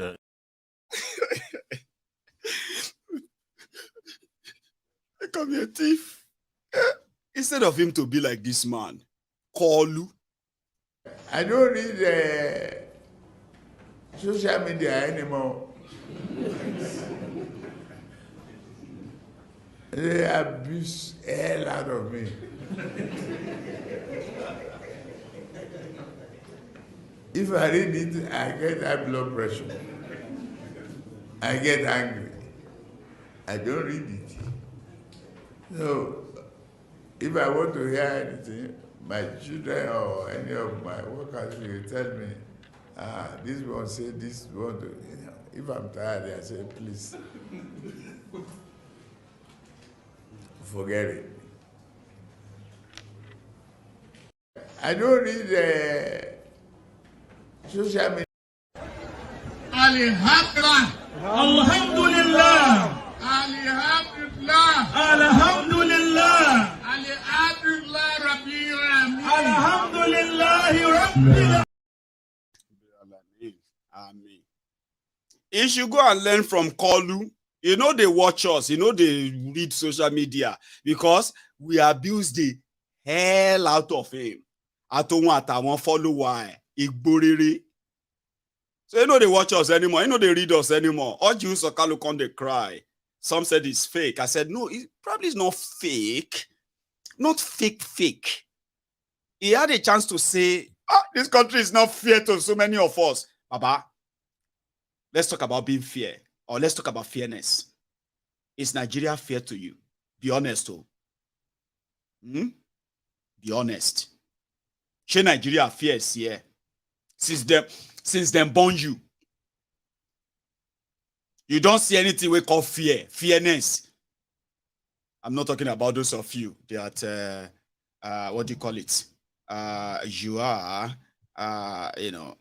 your own case is different. They have a name for you. Why do I keep forgetting all those names? They have this name for those children who are like, did they call them insurance kids?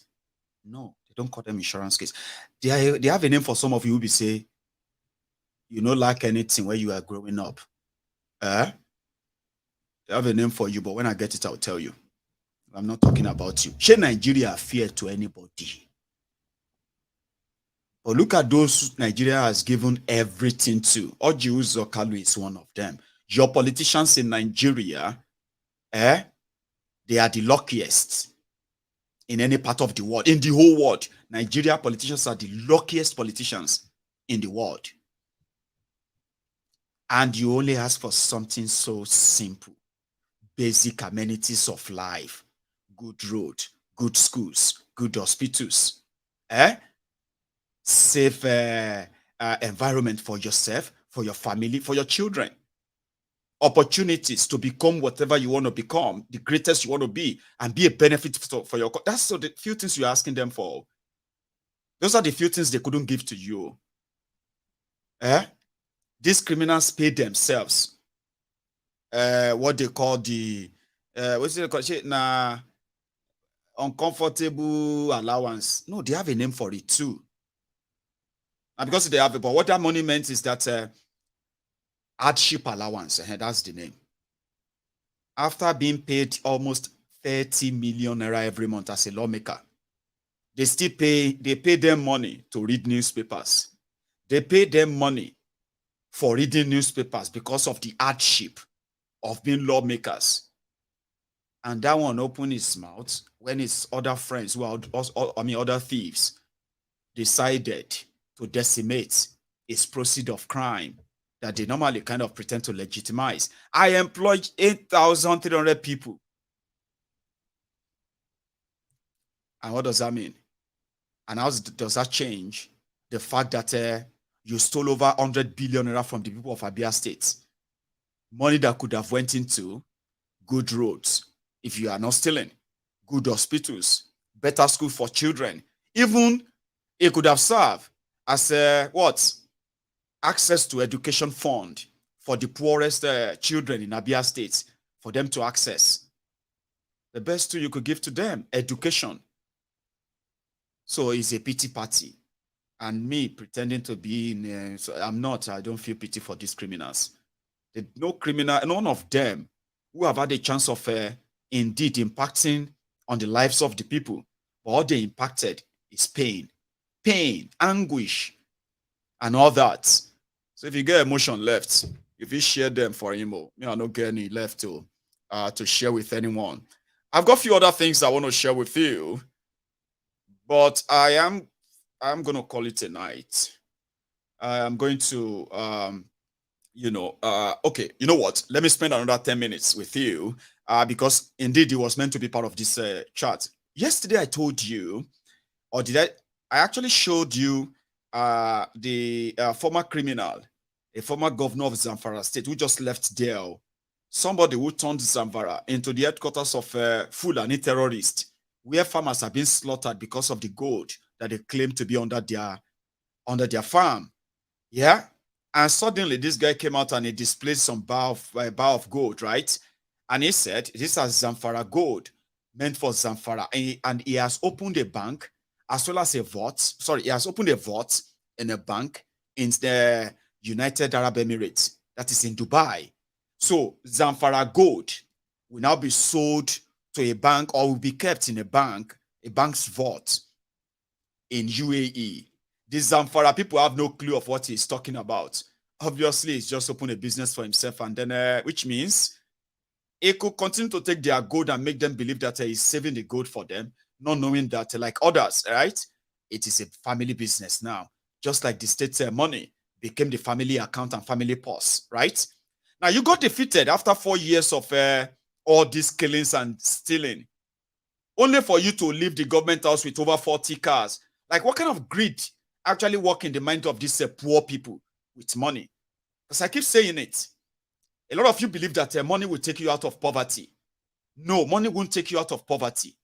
Because if money will take you out of poverty, listen, your criminal politicians who are amassing wealth, stealing money needlessly, money they don't need, buying things they don't need. These are the poor people's mentality. Let me take as much as possible so that I will never lack. You are stealing automobiles that are always going to go out of, they're going to go out of fashion in another few years. As a governor, he took 40 cars, over 40 cars out of government house and government buildings, and he took them for himself. Why would you do that? It's because it is Nigeria. You don't believe me? Watch this.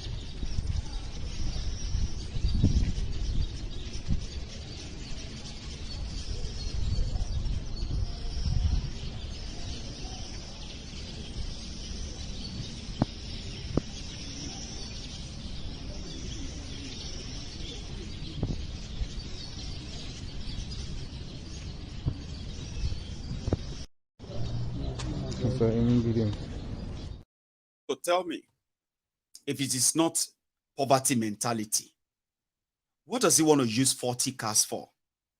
Government cars, government property. That is stealing.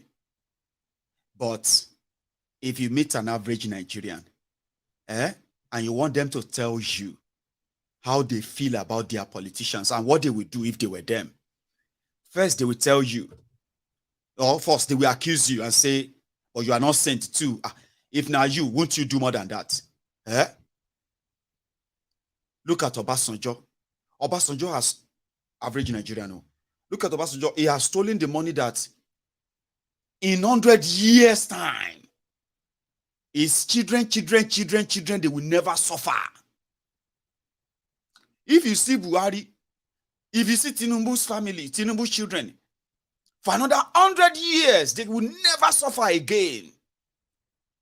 And when you ask them, what did they do to make such money? What kind of question is that? They will ask you. What kind of question are you asking? Is a former governor. Do you know what it means to be former governor? Or is a former president? Do you know what it means to be former president? Former Nigeria president. His family can never suffer again. Even they can never work. They don't even have to work in their life anymore because their papa was former governor, because their papa was former president. And they will tell you, Omo, if I become president, even if I just become president for 2 days, how many of you will remember this when you were growing up? Or maybe they still do now. They have ingrained poverty in our mind. They engraved it in our mind. So they, small boys, small girls in Nigeria will tell you that just to be president for just 2 days, I can never be poor again in my life. Ask him, what work are you going to do for 2 days that will set you for the rest of your life, other than stealing like a poor man who believe that money is all it takes to not be poor? Have you seen their family members? Have you seen their children? They have all the money, but they have no real value per se. They are scroungers, scavengers. They take off, they are freeloaders. They take off the system. They couldn't create wealth. They can't. They take. And a lot of you are waiting for your turn. Let us say the truth to ourselves, Charade, Maiyegun. Forget about English. If now you, your papa become president, sure you go suffer again. Are you going to be poor again? Let's be honest, Charade, don't let us be lying to ourselves. That's the way Nigerians will tell you. They have no problem with corruption. No, they don't have any problem with it. You just feel jealous when they are not the one benefiting from it. You get that? So if it is not poverty mentality, what do you want to do with 40 cars? What do you want to do with it? What do you want to do with all these houses? What did they want to do with all these houses? So many of them, they are buying outside Nigeria. Hundreds of millions of dollars worth of properties outside Nigeria. They don't even live there. They are just there, just for status. And they will say, we can never be poor all over our life. They don't pay insurance. They don't pay any tax on them. It is like, yes, because I was a former governor. Why are you surprised? At least I'm still very better than the other one. If you know what the other one, if you know what they stole, you go appreciate me, say I didn't steal like them. What is 40 cars? Do you know how many cars people gave to me for free when I was governor? Then when they gave you things for free when you are governor, everything you got when you are governor was free. Why did you then have to steal? If no be saying a poverty mentality, I have to steal for my generation to come. I have to steal. When ordinary change, listen to this. One ordinary change in policy can render all your politicians, your billionaire former president, former this, former that, poorer than you can ever imagine. Yes, now, it'll be Nigeria. Anyway, so we saw that. And every time they are playing their... I wanted to tell you about the tribunal today, about what INEC also admitted, that there was rigging, manipulation, irregularities in that charade called election. But they want the court to still uphold the results. Despite all of that, we still want you to uphold it. They've started the propaganda already, where they're going to tell you to kind of, yeah, let's admit that there was rigging, or let's do government of national unity. Let's do every other thing to make us just move on. You can't move on from this. Anyway, I just won't be able to do that. Some will be like, why are you rushing? Am I going to stay? I know. You know I enjoy staying that much, right? But I kind of will have to go. But I will see you some other time. Please do me one favor before you leave. You can still like the broadcast. Don't take it personal on me that I am not letting you or letting us have all our full time. I will make it up to everyone, okay? The next time. Thank you so much for this, and I will see you some other time. So good night from here.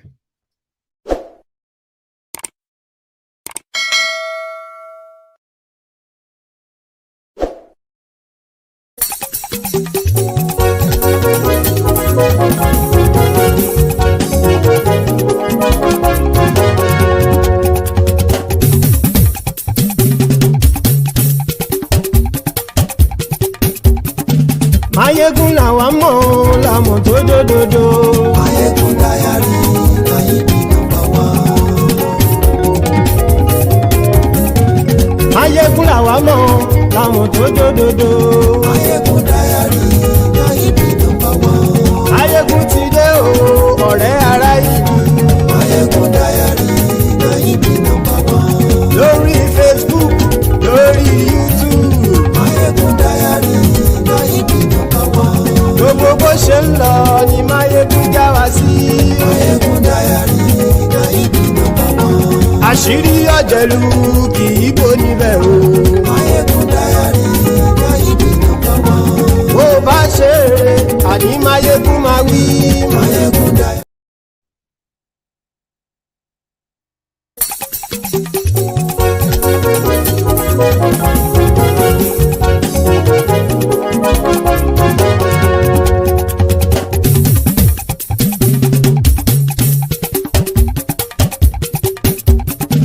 Maiyegun làwa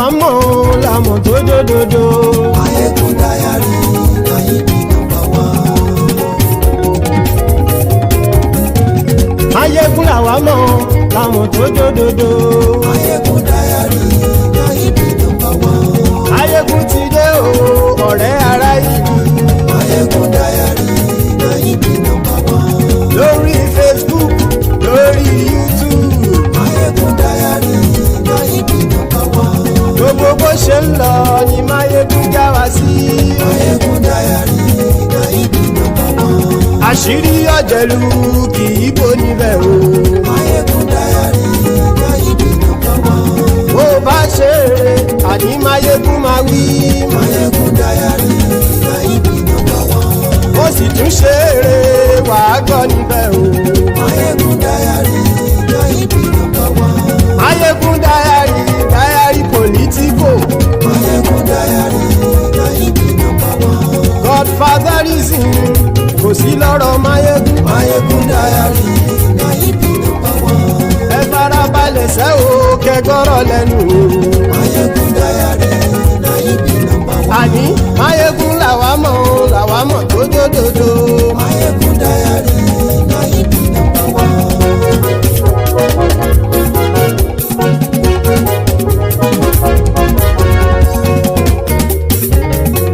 àní ẹ̀sùn ràkì.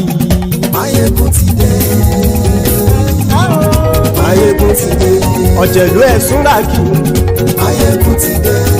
àní ẹ̀sùn ràkì. Maiyegun ti dé. lórí Facebook. Maiyegun ti dé. àní ẹ̀sùn ràkì. Maiyegun ti dé. lórí YouTube. Maiyegun ti dé. àní ẹ̀sùn ràkì. Maiyegun ti dé. bọ́ bàbá gbé wúrẹ́. Maiyegun máa wí. àní ẹ̀sùn ràkì. Maiyegun ti dé. ijó ìgbádìyẹ. Maiyegun máa wí. àní ẹ̀sùn ràkì. Maiyegun ti dé. bí pẹ̀sìdó bá rúfin o. Maiyegun máa wí. àní ẹ̀sùn ràkì. Maiyegun ti dé. bí gómìnà kówó jẹ. Maiyegun máa wí. àní ẹ̀sùn ràkì. Maiyegun ti dé. ọlọ́pàá tí ń darí bá. Maiyegun máa wí. àní ẹ̀sùn ràkì. Maiyegun ti dé. aṣòfin tí ń rúfin o. Maiyegun máa wí. àní ẹ̀sùn ràkì. Maiyegun ti dé. òpùrọ́ olóṣèlú.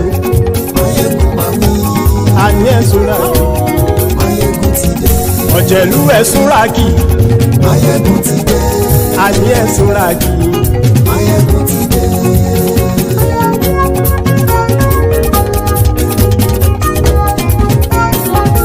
Maiyegun ti dé. gbogbo ọ̀jẹ̀lú ẹ̀sùn ràkì. Maiyegun ti dé. gbogbo ọ̀jẹ̀lú ẹ̀sùn ràkì. ṣùgbọ́n ní bá ti ṣe èyí tó yẹ kí wọ́n ṣe ọmọ bá dèrò ní fi wọ́n níran o. Maiyegun ti dé. Gbogbo ọ̀jẹ̀lú ẹ̀sùn ràkì. Maiyegun ti dé. Gbogbo ọ̀jẹ̀lú ẹ̀sùn ràkì. ṣùgbọ́n ní bá ti ṣe yìí tó yẹ kí wọ́n ṣe ọmọ bá dẹ́rọ̀ òní fi wọ́n níran. wọ́n fowó bẹ́ẹ̀ o Maiyegun ó sọ pé wọ́n ò fẹ́ bẹ́ẹ̀. wọ́n fowó bẹ́ẹ̀ Maiyegun ó sọ pé wọ́n ò fẹ́ bẹ́ẹ̀. oníkan ṣáàtì ṣe yìí tó yẹ kí wọ́n ṣe fáwọn ará ìlú tó gbé wọn débẹ̀ o. Maiyegun ti dé gbogbo ọ̀jẹ̀lú ẹ̀sùn ràkì. Maiyegun ti dé gbogbo ọ̀jẹ̀lú ẹ̀sùn ràkì. ṣùgbọ́n ní bá ti ṣe yìí tó yẹ kí wọ́n ṣe ọmọ bá dẹ́rọ̀ òní fi wọ́n níran. kì máa yí ṣe eré ọ̀rọ̀ yìí kì í ṣe ẹ̀fẹ̀. kì máa yí ṣe eré ọ̀rọ̀ yìí kì í ṣe ẹ̀fẹ̀. ẹni bá ti lè lẹ́bọ̀ lẹ́rù o ọmọ bá dèrò kàṣà ìtú wọn síta. Maiyegun ti dé gbogbo ọ̀jẹ̀lú ẹ̀sùn ràkì. Maiyegun ti dé gbogbo ọ̀jẹ̀lú ẹ̀sùn ràkì. ṣùgbọ́n ní bá ti ṣe yìí tó yẹ kí wọ́n ṣe ọmọ bá dẹ́rọ̀ òní fi wọ́n níran. tẹnitẹni ọmọ Maiyegun ọ̀rẹ́ ara ìlú mọ̀mọ́ ni mo fọ fọlọ́run ṣọ́ ẹ̀ bá kìlẹ́bù lóòótọ́ olódodo ìlú ọ̀tá ìlú mọ̀mọ́ ni ìwọ ṣá máa ń ṣọ́ra kò sì mọ́ bẹ̀rù bọ́tà ń lè rí bóníṣègùn lé káwọn mọ̀mọ́ fi ṣera wọn ni ó ti dẹrùn tí wọn ò gbọ́dọ̀ sì mọ́ bẹ̀. èèpo ọ̀bọ lọmọ bá dérò tàjẹ́ ò gbọ́dọ̀ jẹ́ ó ti jọba lórí àbínú ẹni kò sì mọ́ bùyà àìsíwọ́lu ní ẹnìkẹ́ ìgbódì ẹyin lábàrá o ó kó ẹni tó bá dán o àkàmù Máyégún ti dé gbogbo ọ̀jẹ̀lúwẹ̀ túnra kì Máyégún ti dé gbogbo ọ̀jẹ̀lúwẹ̀ túnra kì o ẹni bá ti ṣe yìí tó yẹ kí wọ́n ṣe ọmọ bá dèrò òní fi wọ́n níran o. Máyégún ti dé gbogbo ọ̀jẹ̀lúwẹ̀ túnra kì Máyégún ti dé gbogbo ọ̀jẹ̀lúwẹ̀ túnra kì ṣùgbọ́n ní bá ti ṣe yìí tó yẹ kí wọ́n ṣe ọmọ bá dẹ́rọ̀ òní fi wọ́n níran.